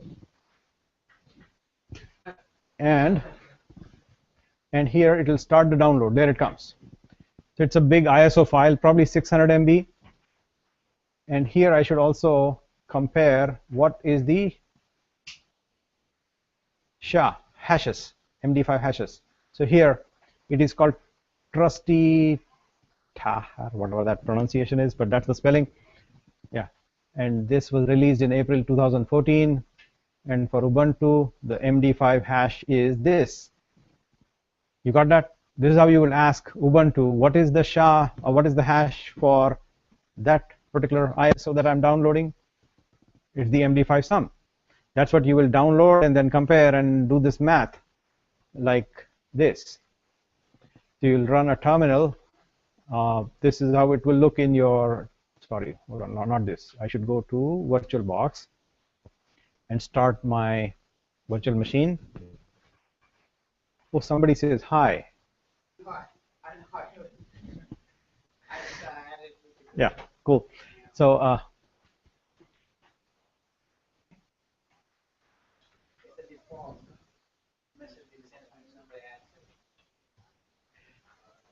so the verifications will happen something like this in here. You have to run MD5 sum and then the file name. Now we do not have file name because there is no such file inside that machine, but that's the idea to run it. Another way to run it will be open SSL SHA-1 file name. You got that point? You see what I'm doing? This is how you would run the checksums and find out whether the particular file you download actually matches what the source is telling you. So you download this file, the checksum has to match this.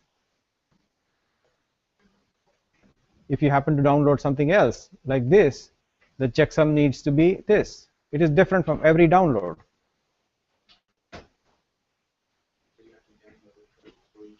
That's right. No, you first get it, then you verify whether it's actually the same that you think you got, that they wanted you to get, and then you match it. So first download, then create your checksum. You don't run it. Virus will come when you run it. Just by holding it in hands doesn't affect you. Even if you do not open it on Windows machines, on the bottom right corner, there is antivirus actively checking for every download that you get. And that will prompt you and alert you proactively that you seem to have virus, even if you don't run. It doesn't actually infect you until you run. Got it? So you got this concept of verification of security from the creator, right? So for example, in Windows, if you're getting a Windows download, so have you ever purchased Windows from Microsoft? Did you ask them for MD5 sum? No. So here is how you do it. When you download from Windows, you can download Windows as a package from Microsoft website. And I hope I succeed in login. Yes, I can download all of Microsoft software that they ever create because I have access to what is known as Microsoft Developer Subscription. So through that subscription, I can download all of Microsoft software. And in here, let's look at, for example, I want to get Windows 8.1. And so that's the 8.1 volume license with update DVD. And it's a download of 3780 MB. So the download is available for me. I can just click this button and download it.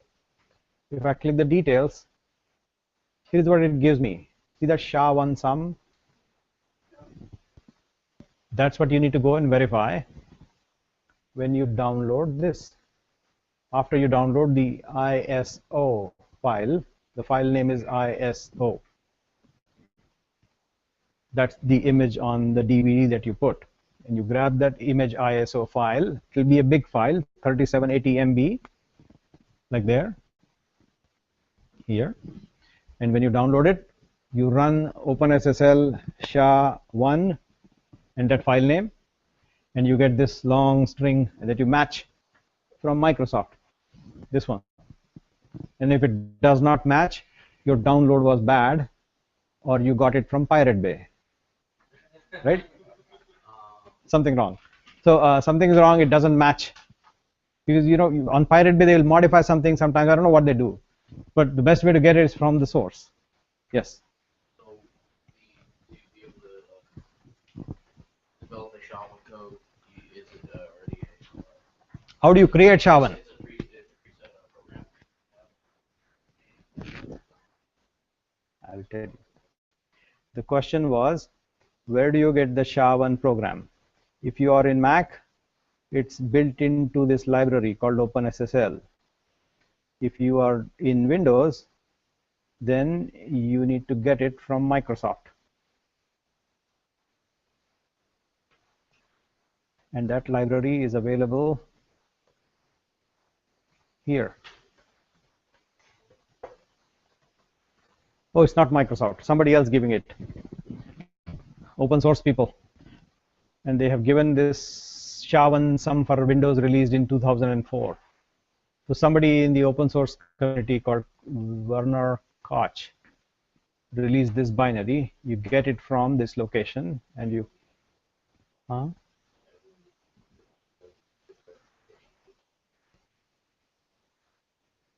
Honestly, I don't know what everybody else do, but I use this. So that's why I have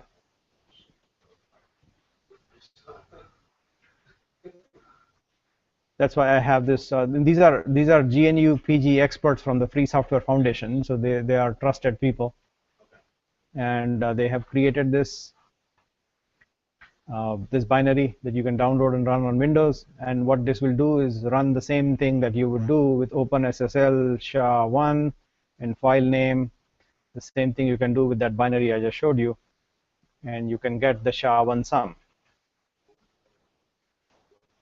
The website will be library.cloudgenius. Yeah. So it's easy to remember. it will be, the website is library.cloudgenius. This is where most of our stuff, internal stuff, is stored, is this location. It's kind of hard to find, but if you can find, it's free for you to access as a part of the class. You can access it. Go ahead. But it's not organized properly. The proper organization will become visible to you through this classroom.google.com, where you're already participating, right? 3 items have been posted to the stream. And so this is where in the stream you have, is it council or council?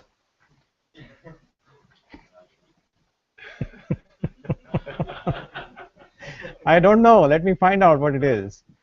I have no idea. You chose it. What was that? Okay, let me post it.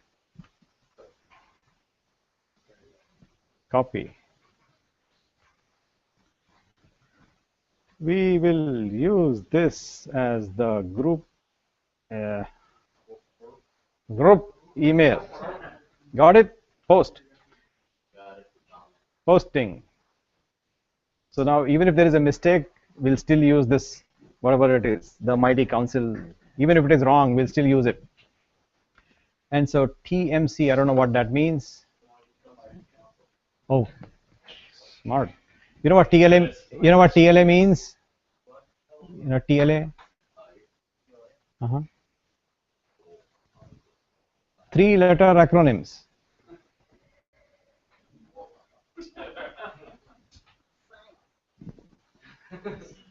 What? Okay, 3-letter acronyms is a TLA. So it is a recursive definition. You know what? You just heard me say GNU, right? You know what GNU stands for? No. No, GNU stands, it's a recursive acronym called GNU is not Unix. So what is GNU again? GNU is not Unix. GNU is not Unix. Just like Bing is not Google. No. Bing was Google. It's not even comparable. But if you want to really get things done, go to Google. So GNU is an acronym. It stands for GNU is not Unix. Wow. It's recursive. So the idea is recursive. That's right. That has been a 20 or 25-year-old joke on this topic.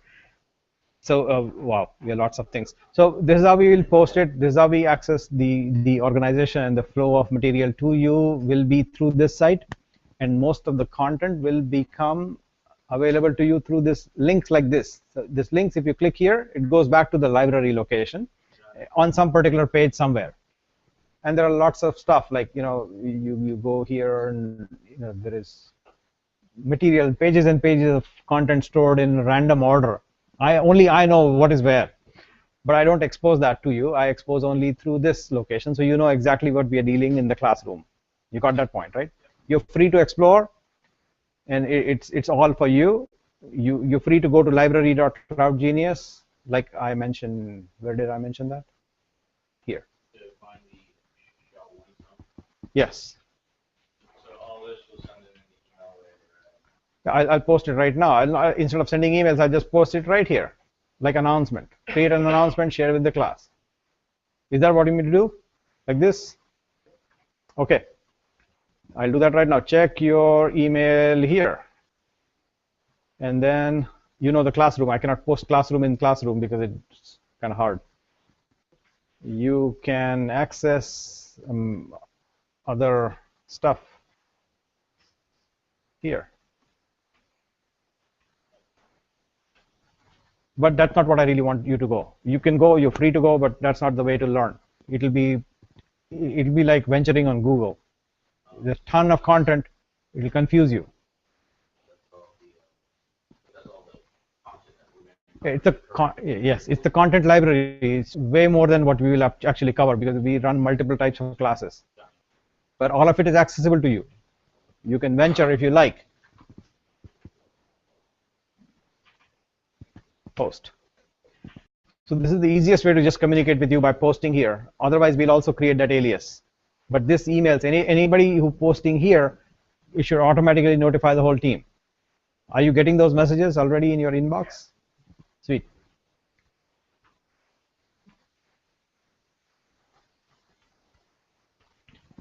So we talked about the SHA-1 aspect and the security aspect of trusting sources of content that we get from a variety of sources, right? Next thing is we talk about some things to discuss. So I will stand up now. Now let me give you this maybe 10-15 minute lecture on what cloud computing is, or why are we here, all that good basic stuff. Like now we are actually starting to talk about what are we going to discuss about in the class. All we did up until now was, okay, get things up and running, machine starts, logins, passwords, email access, and this and that. But let me give you a very simple example by giving you the agency or the entity that defines what cloud computing is. Do you happen to know who actually has the rightful definition of cloud computing? Who has the authority to define stuff?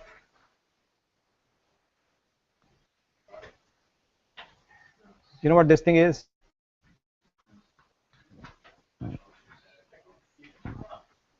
You know them, right? They run the clock, our Colorado clock, national clock. If you know your computer time, it synchronizes all of our computer times with one common clock maintained by, they are the National Institute of Standards and Technology, and they have defined what cloud computing is. And it took them 28 pages to define it. So we'll review that word by word right now, okay? Yes. So NIST cloud computing definition.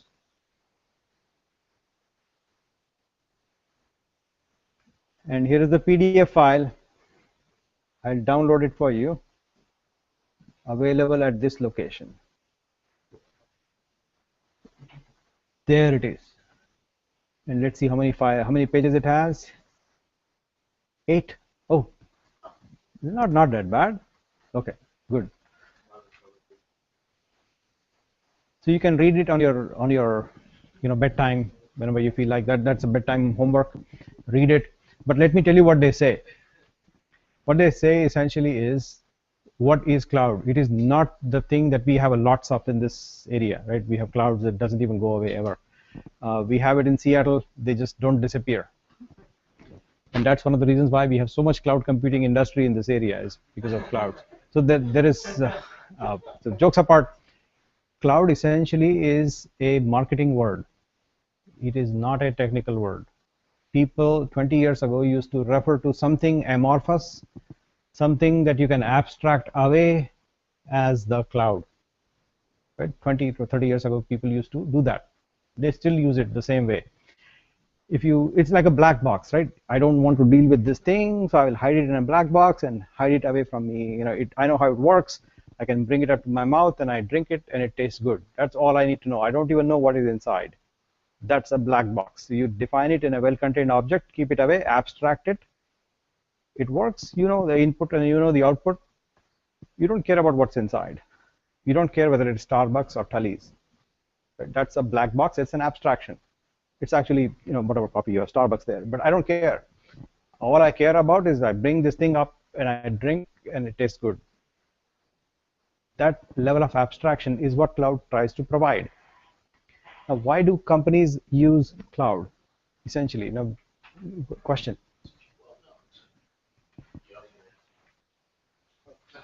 Why they use the cloud, because more people can understand it. So I would say one emphatic statement. The statement I would make is, cloud computing is computing. There is no difference. It is computing. It is computers just sitting away from you somewhere in an abstract location, abstracted away from you. These are just computers, no difference. Except that you cannot go and touch it because they are virtual. Huh? It's hosted services. That's right. Platform as a service and XYZ as a service, whatever as a service, education as a service, you know, you name it as a service these days, it's available. But the bottom line is that people talk about cloud computing to abstract it away from you, and it is essentially computing that somebody else is responsible for managing. Somebody else is responsible for powering it up, cooling it down, making sure it runs all the time. If something goes wrong, they go fix it, not you. So they have to worry about it, which means that you have to pay them. But then you can rent as opposed to buying machines up front. If you want to buy a machine up front, a big, let's say you want to buy this Tesla, $125,000 up front. Instead, I would rather use Tesla whenever I want, and I pay only like say $200, and I use it on a day, maybe $300 every day, and when I don't need it, I don't need it, so I don't have it. I don't have to spend $125,000. I use as I want and pay as I go, pay as I use, pay per use. That's the concept. That's one concept. The other concept is when I want that thing, I will click a button in my keyboard or mouse, and that thing will magically appear for me. I don't have to go to the rental car company. So it is on demand. It will come to my home like Enterprise Rent a Car, as opposed to Hertz where I have to go and get the car. Enterprise brings it home, right? Does it? So you click a button and they'll bring the car to you on demand. That's another characteristic of cloud. So it is away from you. It is available to you on demand. It is pay per use, meaning you have to pay up front for the amount of time you will use it. And when you don't want to use it, you stop it. And when you stop it, you don't have to pay. And there is a subtle difference between this kind of billing model and the electricity billing model, this electricity, right? Even if you don't use electricity, there is still some charge, right? Yeah. If you go away on vacation and you turn off the whole lights and heating and AC and everything, you still have to have the base charge. It's called the fixed capacity charge. There is no such fixed capacity charge in cloud computing. You just only the variable portion, like whatever you use, that's what you use. There is no upfront. There is no fixed charge. There is no fixed monthly. That's very interesting for businesses of all sizes, small or big. That's another benefit. And these are the things that these things are defined in this specification or this definition. So let's try to read that definition wherever it is. So they're describing essential characteristics. See, it says somewhere here, on-demand self-service. I need to go there. It says on-demand self-service. Basically, I click a button, I get the machine, right? Broad network access. We have not so broad network access right now, but it's there, right? It seems to work for most of us, not all. And that network access allows us to access whatever we want outside our laptop. Like we are accessing this, whatever site was, classroom site and the Cloud Genius email services, and the video I showed you that I did not play, that one. And these things are available for us from a company called Google. That's why this Cloud Genius email looks like Gmail, right? Almost like Gmail, because it is Gmail. But there are no advertisements, and because I pay for it. So since I pay for it, I maintain and manage my domain and run my business on that infrastructure. They give me a service, pay per use. And so it is $6 per user per month. That's what I pay. And only for the amount of time that you use that I have to pay. And so that service is available to us in the class for all of us to use. We get email, we get calendar, we get contacts, and then we get this back-end site that you're looking at, which is the library, which has stuff stored for the last 3 or 4 years since I've been developing this curriculum and teaching this in multiple locations. There is a ton of stuff stored in there that you will eventually read if you get through all of that.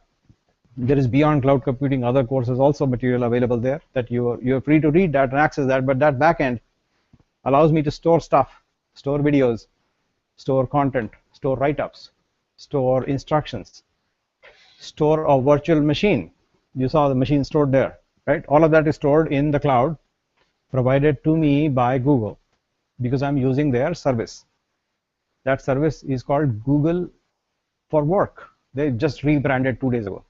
They renamed it. They used to call something else. Now it's called Google for Work. It was called Google Apps for Business or Google for Enterprise or God knows whatever names. But bottom line is that today's name is Google for Work.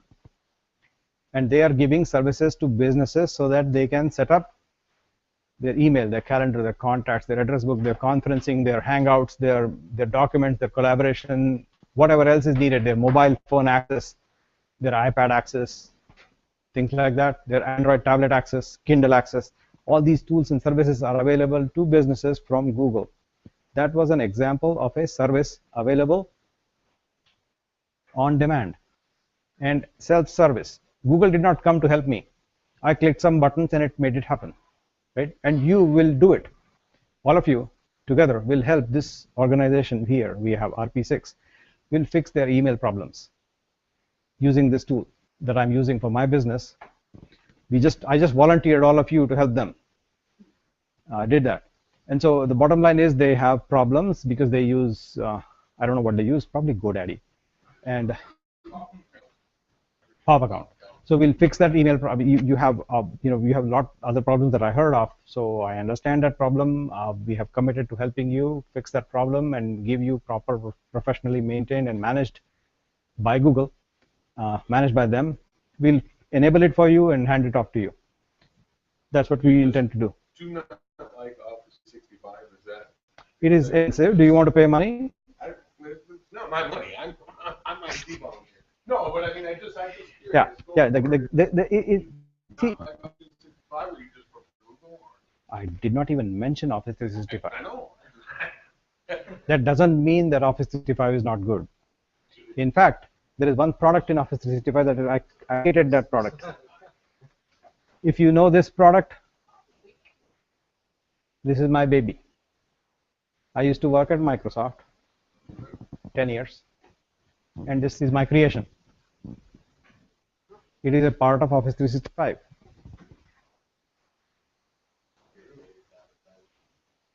Sorry, no, I don't get money. Although I have patent that went into this technique, and here is the patent. And this is me, the inventor, and I live in Sammamish. I did not know. So I invented this, and then in 7 or something, filing date. Invention was way before that, and then Bill Gates got opportunity to run a demo day, and I got the opportunity to go and showcase to him. He liked it. Lots of things. And 5 years have it implemented in this product called Link, and it is now a part of Office 365. And yes, Office 365 is good. It works. It's not free for non-profit. RP6 is a non-profit, and I heard you want to pay money. Nothing wrong with it. Nothing wrong with it. We'll figure out a cheap, free solution. It works, and we'll migrate that for you, for the entire organization. So we'll enable that. It'll take. It's an involved project. We'll do that project. We just signed up. We said good. So that is also a competing solution to what I just described. There will be exercises also, and each one of you should now tell me if you have a domain name already. Like I have this Cloud Genius domain name. Do you have one already? Do you know how to get domain names? GoDaddy. Hold on, don't rush. Don't run and buy it. Let's do some research and find out who's the cheapest domain provider. So what will I do? That's right. There it is. Is there a $1 coupon somewhere? Figure it out. Something. I want you to do some way to buy a domain for yourself, and buy a domain just for yourself. Like I have this domain called londhe.com. If you did not, I never. This is like very old domain that I don't currently use. That's my last name, and I bought it and I kept it. I have my email running there, and that's probably a good way to run. But if you don't get your last name, it's probably taken for you. Not taken for me because nobody has this name in this country. So having said, you should get your name as your domain. Find your name. Find a fancy name that you can show somebody else. Right? The key is pride. You should be proud of the name you have. Don't make it. I don't want to say that. Mighty Council is gone, fine. But find that you will feel proud about, that you can talk to and showcase to an employer. This is my email. Or you can use the Cloud Genius email, whichever you prefer. You have a Cloud Genius email that you want to use, you can use that. If you want, you can use your own name, which is also good. Nothing wrong with that. And using Gmail and Yahoo is also okay. Nothing wrong with those also. You know, even live. I just joked about that live. To use a name that you feel comfortable with expressing to an employer and create that. But bottom line is definitely create a domain name, because all the subsequent exercises we will be doing will involve and revolve around your domain name, right? Can you think of an example how we will use the domain name itself in the context of what we just discussed? How will you use that? Let's say we have vanderzeal.com. Say you got it for $1, for example. Let's assume that you got it. So what will be the usage, the very next usage of this domain name that you spend $1 for, and you got the name? What will be a relevant email? How would you set up? So bring Google Apps, or bring Office 365, or some other solution, and make sure that your email to carl@vanderzeal.com flows correctly between you and everybody else.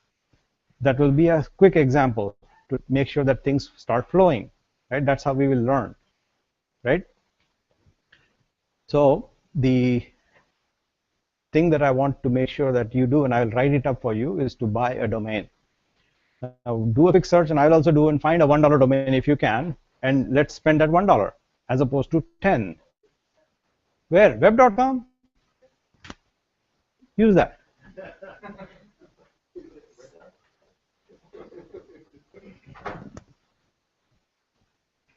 Where is that?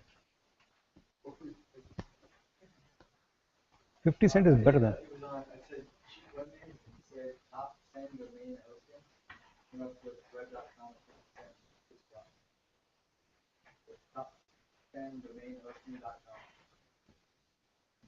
Something like this.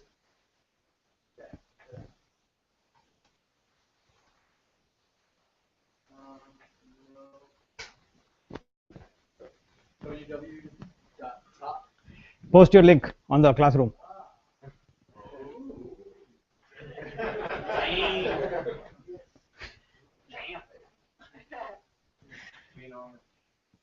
So let's see if we can get a 50-cent domain, which is much better than a $1 domain, and actually twice better.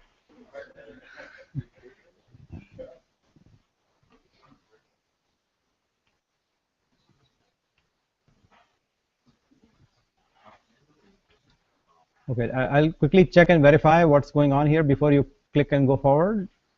Domain free, transfer free, unlimited domain space, I don't care. Visit site.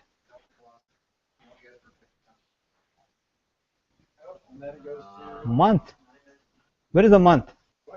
No, hold on. This is not selling domains. These guys are idiots. They're not selling you domains, they're selling you hosting. We don't want hosting. So clear, we do not want any hosting whatsoever. We want only the name. That's it, nothing else.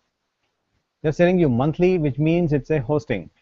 We don't want hosting at all.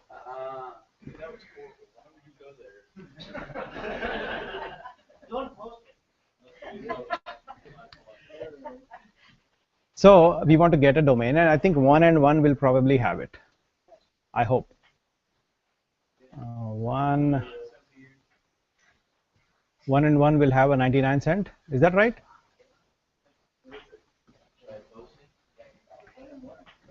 Yes, there is. No, no, not hosting, domains. Yeah, there it is. .NET.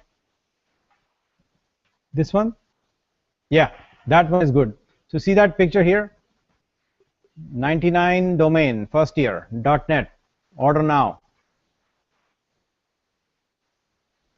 And see what it says.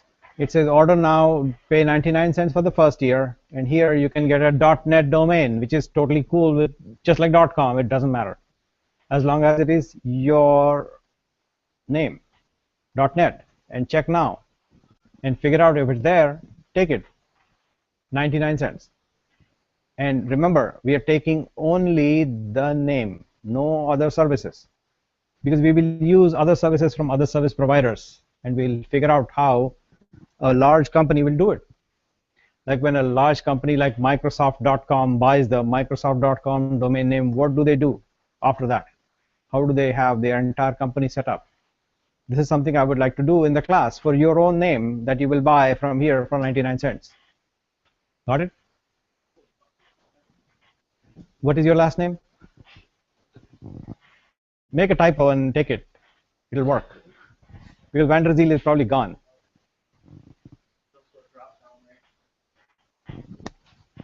No, just type in your last name here in this box and say check now. That should do it.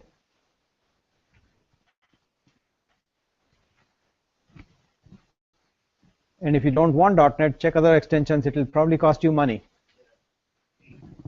Why spend $8.99 when you can get away with 0.99?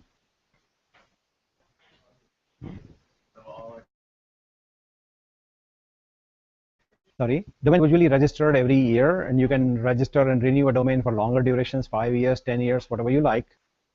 And renewals are typically $9.99. Ooh. No, don't look at ads. Ads are meant to confuse you. Take it then.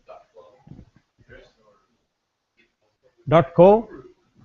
This is $9. Then take it. If you find it, take it. Yeah, there it is. .com 99. Here. Take it. Whatever you like. Take a domain and let us set up our company, just like a big company would. And this makes you the IT administrator for that particular company, which is you, with one employee right now. Right, exactly. You know, that's how I started. Well, I'm not small. There's nothing wrong with it. One employee is good.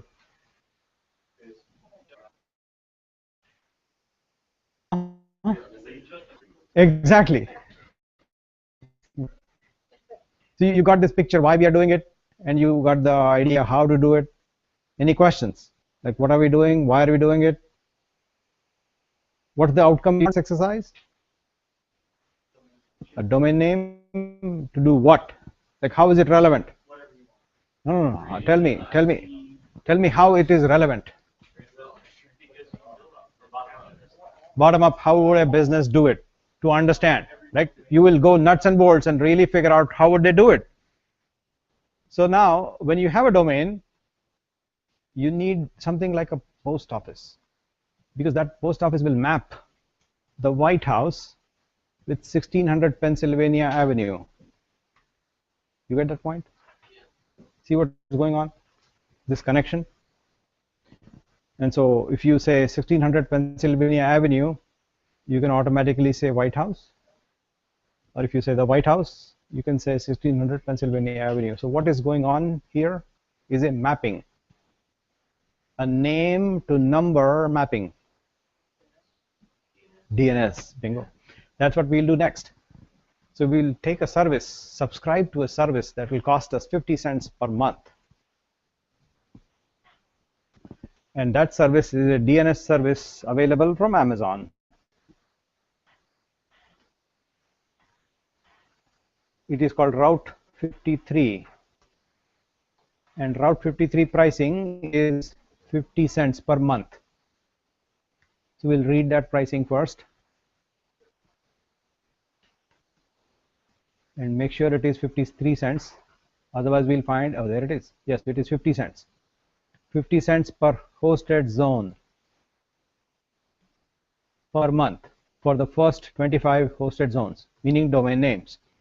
You will pay this amount per month, and that will give you the post office services, like name to number mapping services. You got that? And this will require you to open an account with Amazon Web Services, which means you go here aws.amazon.com and open an account there. If you already have an Amazon account, just use that same login and you're all set. If you're an Amazon customer, just use the same login.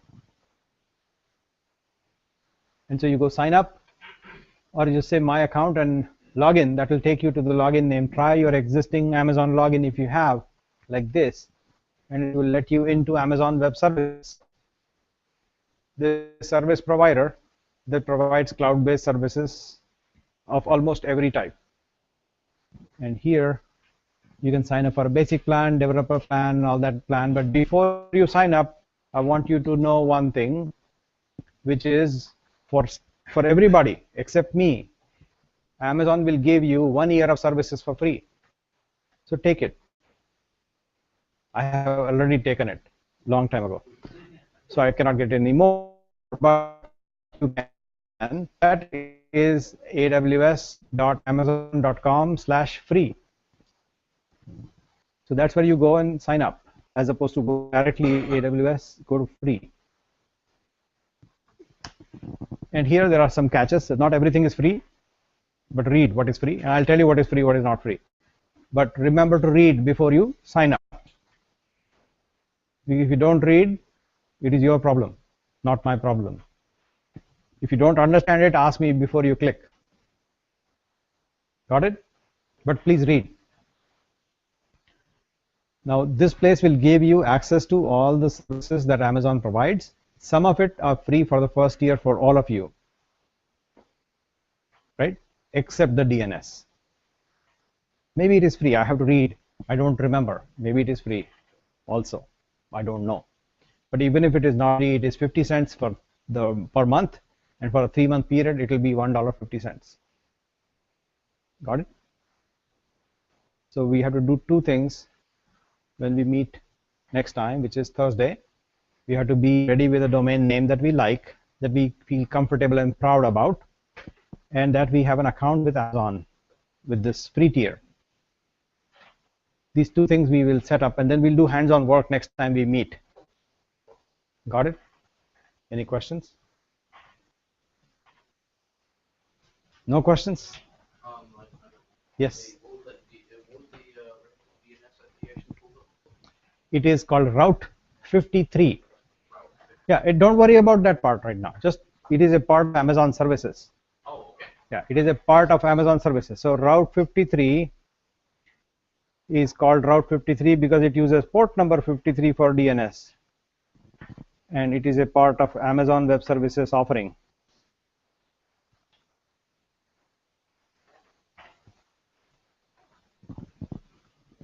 So the port number 53 is used for DNS name lookups.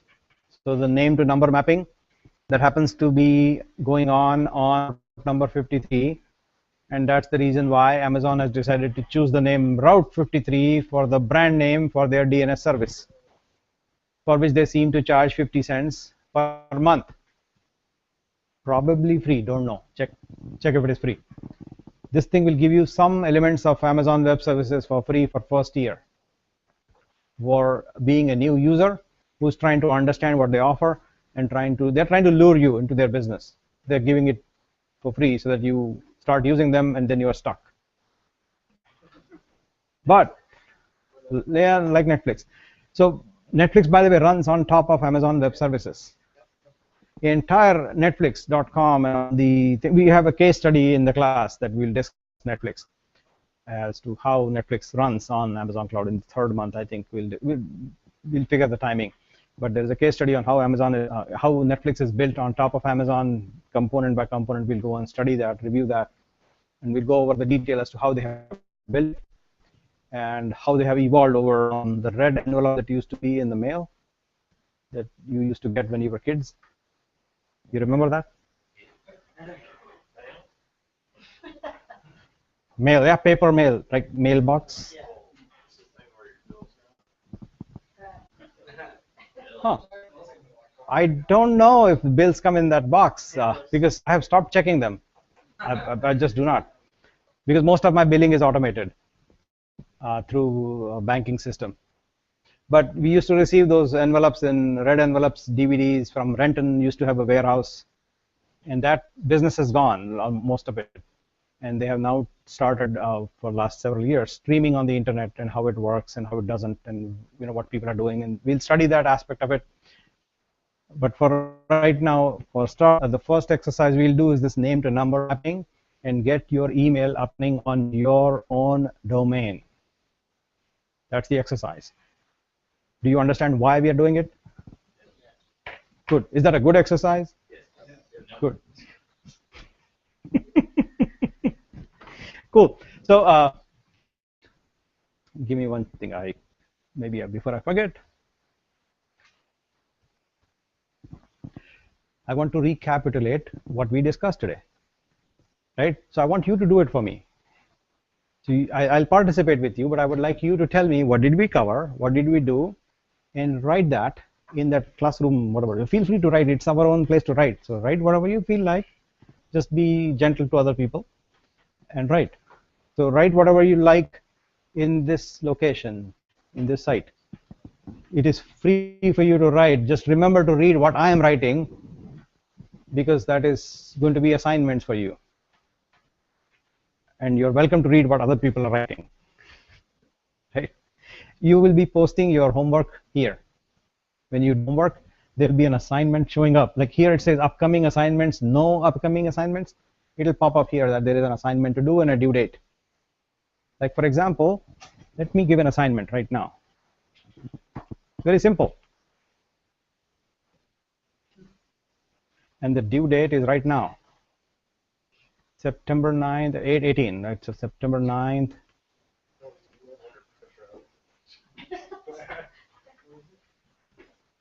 And that is my assignment to all of you.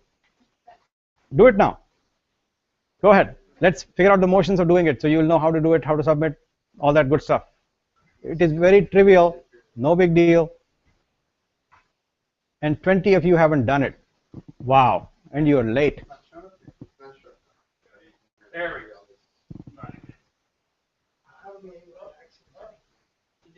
There we go.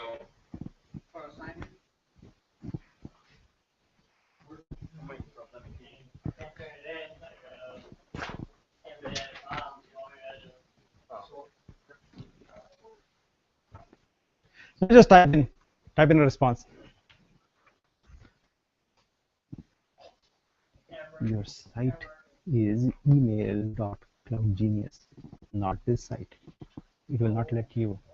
Yeah. Email.cloudgenius. No, not Google. Email. Type in email.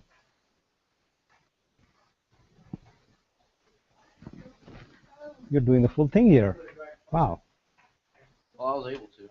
Now you have a Wi-Fi problem, I guess.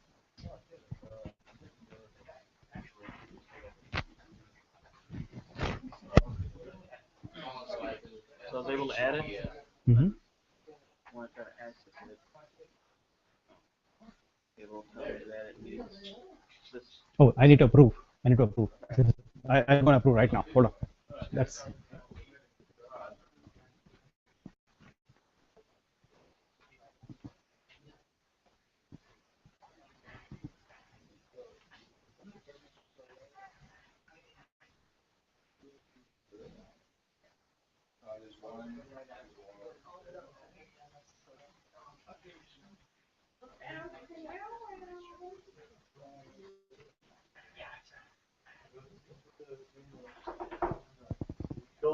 So Brandon and Carl, you are now approved to access your email from your phones.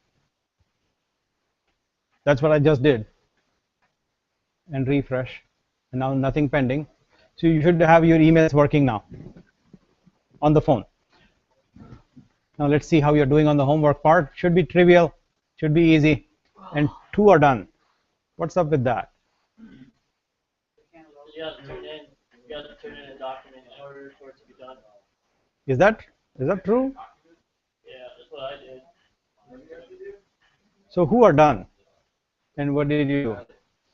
Oh, you don't just comment on it? Yeah, I didn't. I just commented on it. Yeah. So you gotta like actually submit a. You gotta actually submit a file. Welcome.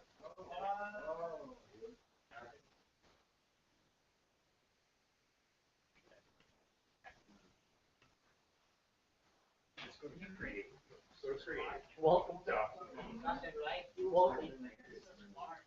Want to be like you and I go up, right? Maybe like you.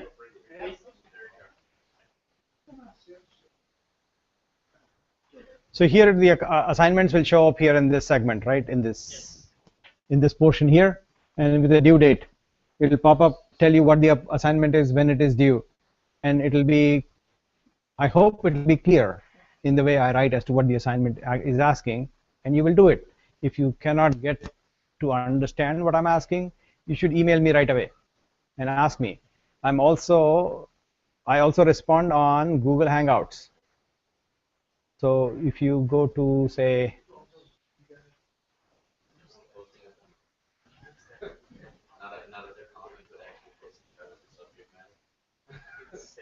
so like here, Arjun is typing hi on this chat interface. I also respond to questions.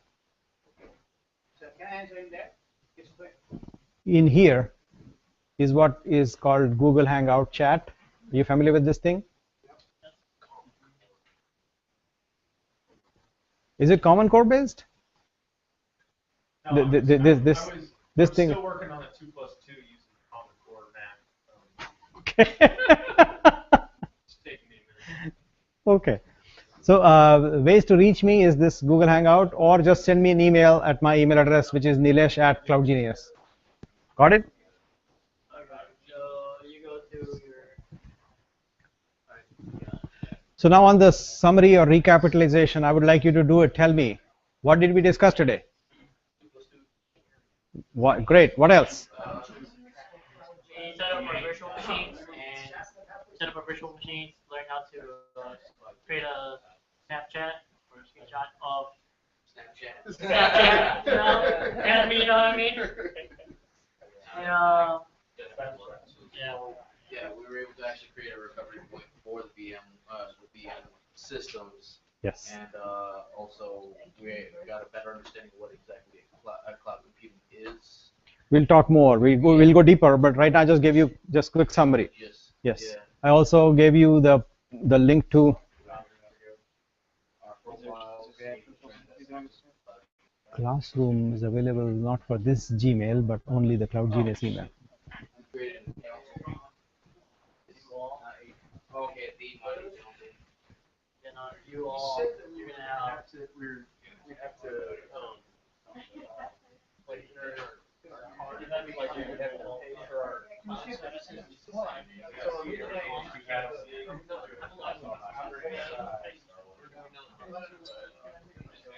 I'll answer that. So a question you have here is how do you pay for these cloud services? Where do you actually pay? It has nothing to do with the virtual machine. It has everything to do with the service provider who is giving you services. So for example, it will be AWS, which is Amazon Web Services, and you open that website in a web browser like this. Let me go there. And so you will open Chrome browser, and here you will go to the Amazon Web Services, and then you sign in to the management console, and there you will find all the services available, and you will get an account like this, the free version, which will be everything but for free. And here you go to your cost, and there you will put your credit card, which happens to be, could be the same credit card you already have. So I have a whopping bill of $2.11 that I need to pay, which I will pay because I use that DNS service, 50 cents per month. And so I can show you how I use it. Like I go to Route 53 and I have one hosted zone here. Here one hosted zone, and that zone is Cloud Genius. And I'm going to go to the record sets and figure out what the details I have written down. And so lots of stuff written down here to make sure that all the services work correctly, like this. We'll go over the details. So I'm just showing you an example of how I'm using it. You will do it for your own domains just like this. We'll go step by step to understand what did we do, how did we make sure that things actually work for email, for everything we do. Go ahead, question. With the Linux work actually, is it just all going to be doing like this, or is it actually doing Hosting. Which hosting are you referring to? Right. The cloud services are people doing stuff for you because you pay them, right? It has no connection with the machine. Now, if you can deal with this same Route 53 through this graphical user interface of the web browser, or you use the same tool set with a command line also. It doesn't matter how you're accessing it, but that service provider is giving you services. You can use this UI or the graphical user interface, or you can use other methods like programmable interfaces, API, or use a command line, the black window you saw in terminal, or you use PowerShell in Windows, whatever other methods, or you go there personally and say hi. That's also a possibility, right? Any way of interacting with them is a mode of accessing services that you pay for their service and they will give you service. It's a transaction, it's a business transaction, right? Any way you connect with them, call them on the phone, walk in their office, connect through API, go to a website and log in, or methods of connecting with the service provider, right? So recap continues. Keep writing the recap in one line sentences in that classroom site. So write whatever you think that we studied, and write also if you don't understand something, just write a question there. I will review that and answer your questions afterwards, or email you, or call, bring it up next time when we meet here, Thursday, 5:30, right?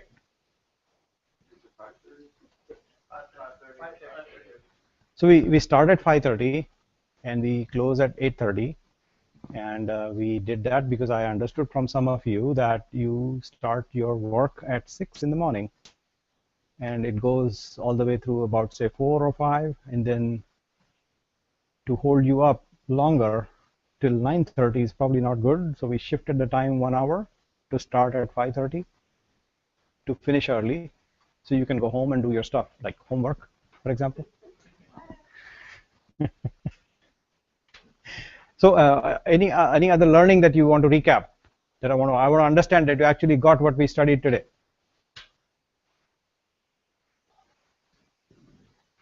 A lot of notes. Yeah. You know what? You should write the notes in the classroom.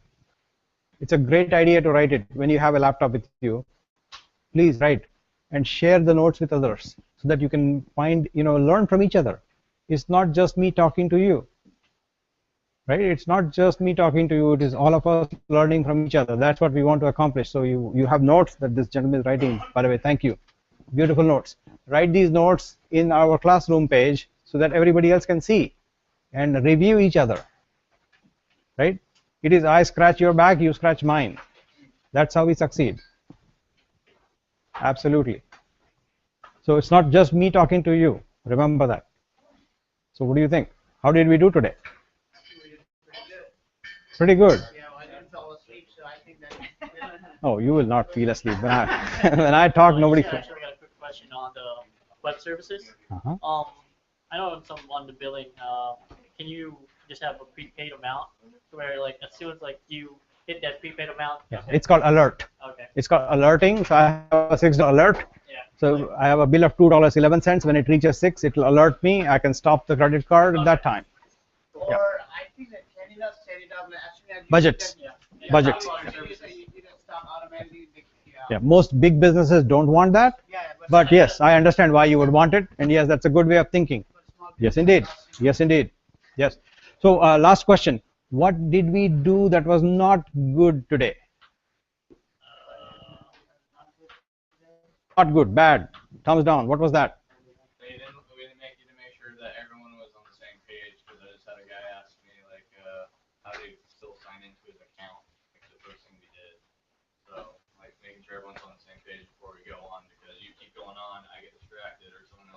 contract, and that's 2 people who aren't with the program, and then Yeah, makes sense. Makes sense. Yeah, I think the login signups, and once you get familiar with it, not everybody has laptops, not everybody has done the work, so we'll catch up, and I hope it'll improve. And Good point. I think I have one thing. Like for the next class, I know that if you send an email or some kind of announcement, this is what we'll be covering next. If anybody wants, they can go ahead and look at it, like pre-read in the class. Yes. We will still gonna cover everything, but if somebody's interested, they can go and look. Right. Right. So I will send you an email for what we will cover Thursday. Yes. So tomorrow I will send that email. Yes. Yes. And I'll post it on that site though, classroom site. So it'll send out a notice to everybody through that. Yes. Let's just, in conjunction with what he was bringing up, how do we want to handle that then? So do we want to, as individuals,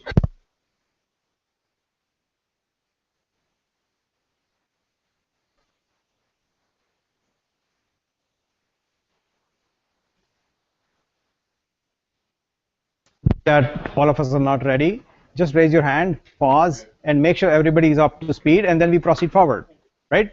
So if you feel that you are stuck, just raise your hand. I'll come and help you. Got it? Now, for those whose machines did not work, I want to see the machines. The VM did not set up correctly. I want to just take a quick look, and otherwise I'll see you Thursday. Yes. If you have USBs, you want to give me? I actually got a quick question for you. Like I already turned off my Hyper-V, and my CPU virtualization is already enabled. On or no? It's enabled, but it's still not working. So I'm going to download the one from the site itself and try to see if I just have a bad copy of the USB. So I'll let you know. Yeah, take a different USB. Yeah, please get a USB. I can make it faster. Yeah. Take a different USB. Yeah. Thank you. You're welcome, sir. Oh, you want one?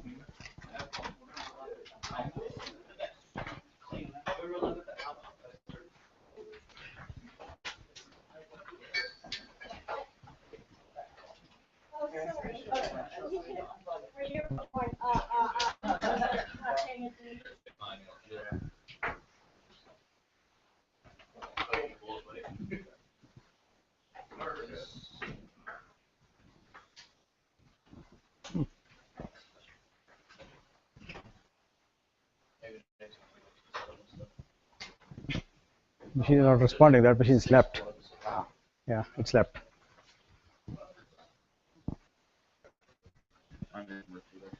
Huh. So reinstalling it didn't work on my computer, but I did check if my computer did support the visualization. Yeah, it does say yes. And I It do does have say to yes. install it, Yes, but yes, yes, it yes. still doesn't work. Others are saying that you could try upgrading, so use the version 0.4 Huh? instead of or the version 0.5. Is this 0.4 or 0.5? Which one is This is this? the 0.4.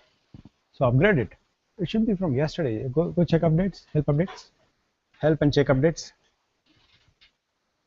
Check for updates.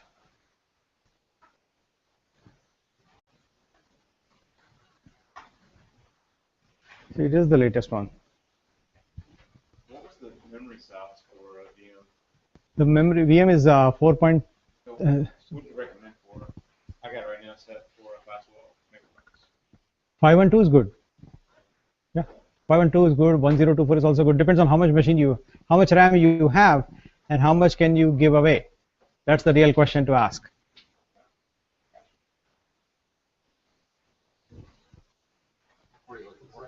I'm looking for. If you go in the Genius, you can actually, if you click on that one file, it'll actually open up the program. We already uninstalled it. We installed it from the files that I copied Right. 3 times already. Yeah, I know.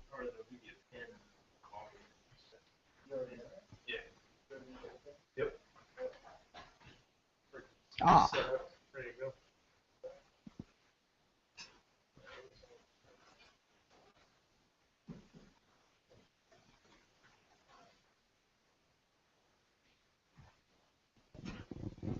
I think we'll have to get you a different laptop if it doesn't work out. We'll do that. There's a new version of it on the main site. 316 as opposed to what do I have? You have the 0.14. Crazy. And they're saying that it does fix some of the problems. Download it. Go ahead, take it.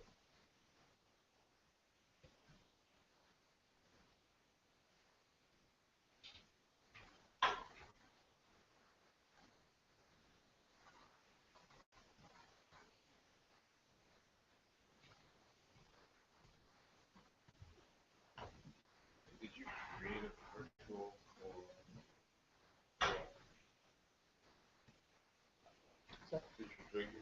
Ha! We got released today, and I created the memory yesterday. It's crazy.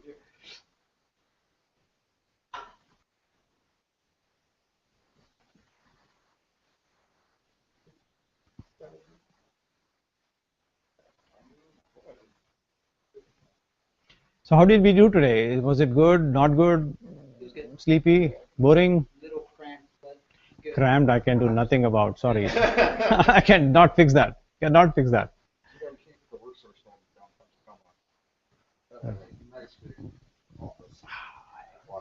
Hold on, let me get up. I'm getting old.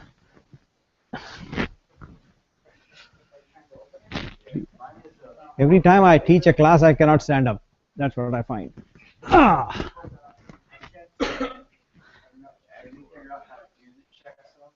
Not on Windows, it's hard. You have to get the utility, right? FCIV. You try search on FCIV. You can do the checksum. FCIV. Huh? Drag trust into it and does nothing. Just close the program and then double click trust. Close the program, close the virtual box, and double click. I'm giving those. Where is FCIV? Different. So also what I've got. Run it command line. Command line. FCIV is command line. You have to run it on the command line. CMD. Just say, just on the command line, type in FCIV, enter, and it will tell you what.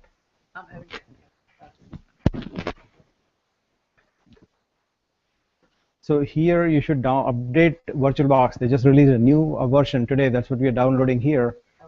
And I see. So it will run, and you should also download the same thing. So update your download from virtualbox.org.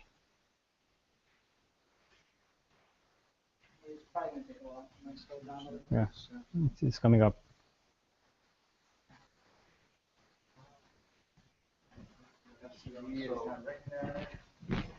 CIV.exe. And it's on the desktop. Right? Did you save it on desktop? You should go to desktop. Where did you download it from? The virtual box. So I just want to know how, because I didn't pay attention to how many gigabytes did I get? How can I find out from here? The next newest release, 0.15 fixes the issue. Yeah, it just came out today. No, the previous version, 0.15, fixes the issue. Your version is 0.14.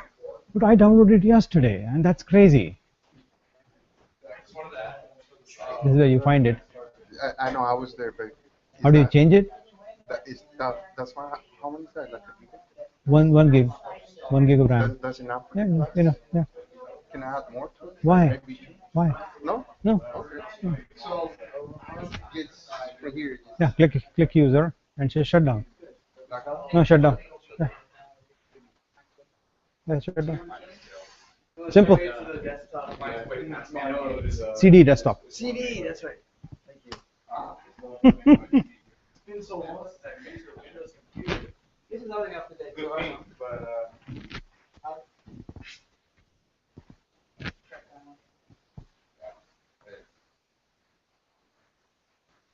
So you have 414, right? 314. On the site there is a new version, 416. That's what you get, and you install it, and then it'll fix the problem. Is what I'm understanding. That's what these people are doing. Obviously, it's super slow in here, so they're going to take it home and download it. Yeah. But that's a good exercise for announcing on the classroom side. And people with on the classroom side, they can help each other with it. Yes. Yeah. Yes. Wait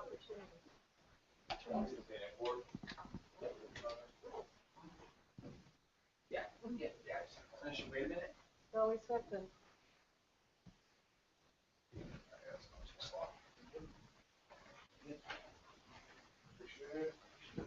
You got it?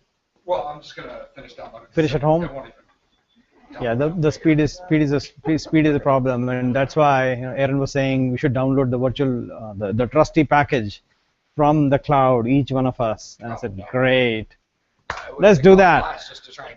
Just do that. That would have killed us, like totally. Well, thank you very much. Thank you, sir. Have a good night. Update VirtualBox. Yeah, everybody's running. All these people are running exactly the same problem. Go to virtualbox.org. I can't do it here. I couldn't connect to it. Right. The whole night. Ouch. So close here. Go to virtualbox.org in here Okay. and download the package. That should fix it. If not, we'll deal with it Thursday. Okay. Cool. Easy enough. Was it good today? Yeah, it was great. Just a little intro that we did on what cloud computing is was, because I don't know how do you know. Sure. Yeah. You will have to tell me what you want to learn, because I have the ability to modify the course to suit what you need. Right? It is not a big university. It's just a dude teaching. Honestly, that's what it is. And so I can customize to what you want, like on the fly. You want to hear something else? We'll change the topic and do it right there. I do that. Because, as I said, it's not a big university. It's just an institution with one guy. No kidding. One guy with a proper license from the state. Yes. To preserve the records for 50 years, unfortunately, but I'll do that. Thank you. One question. Once it's finished running, I don't do nothing else, right? No. Okay. Then you can run VirtualBox from here. Right. That's right. The safe location is where you have it safe. Okay. Keep it safe. Don't go there. Got it? Yep. Sweet. Run while I'm driving. Cool. What did he say? He said he'll run it while he's driving. Okay. Yeah, this is like crazy, like texting, driving, virtual boxing, and driving. So to where it asks me to select Ubuntu. Hold on a second. How does it do it? Tried a couple times and it still just, it gets there and then it's just slow. And then it'll,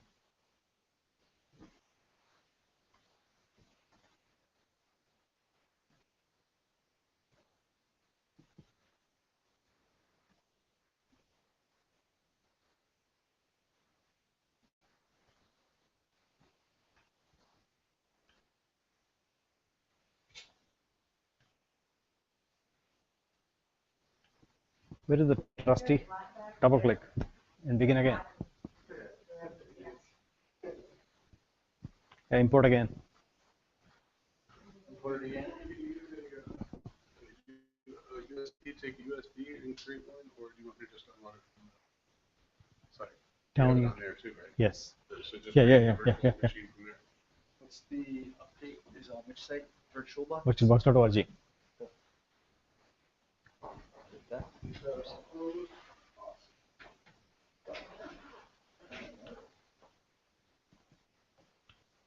Cool. I'll start shutting down and packing up. Ouch. My setup is elaborate.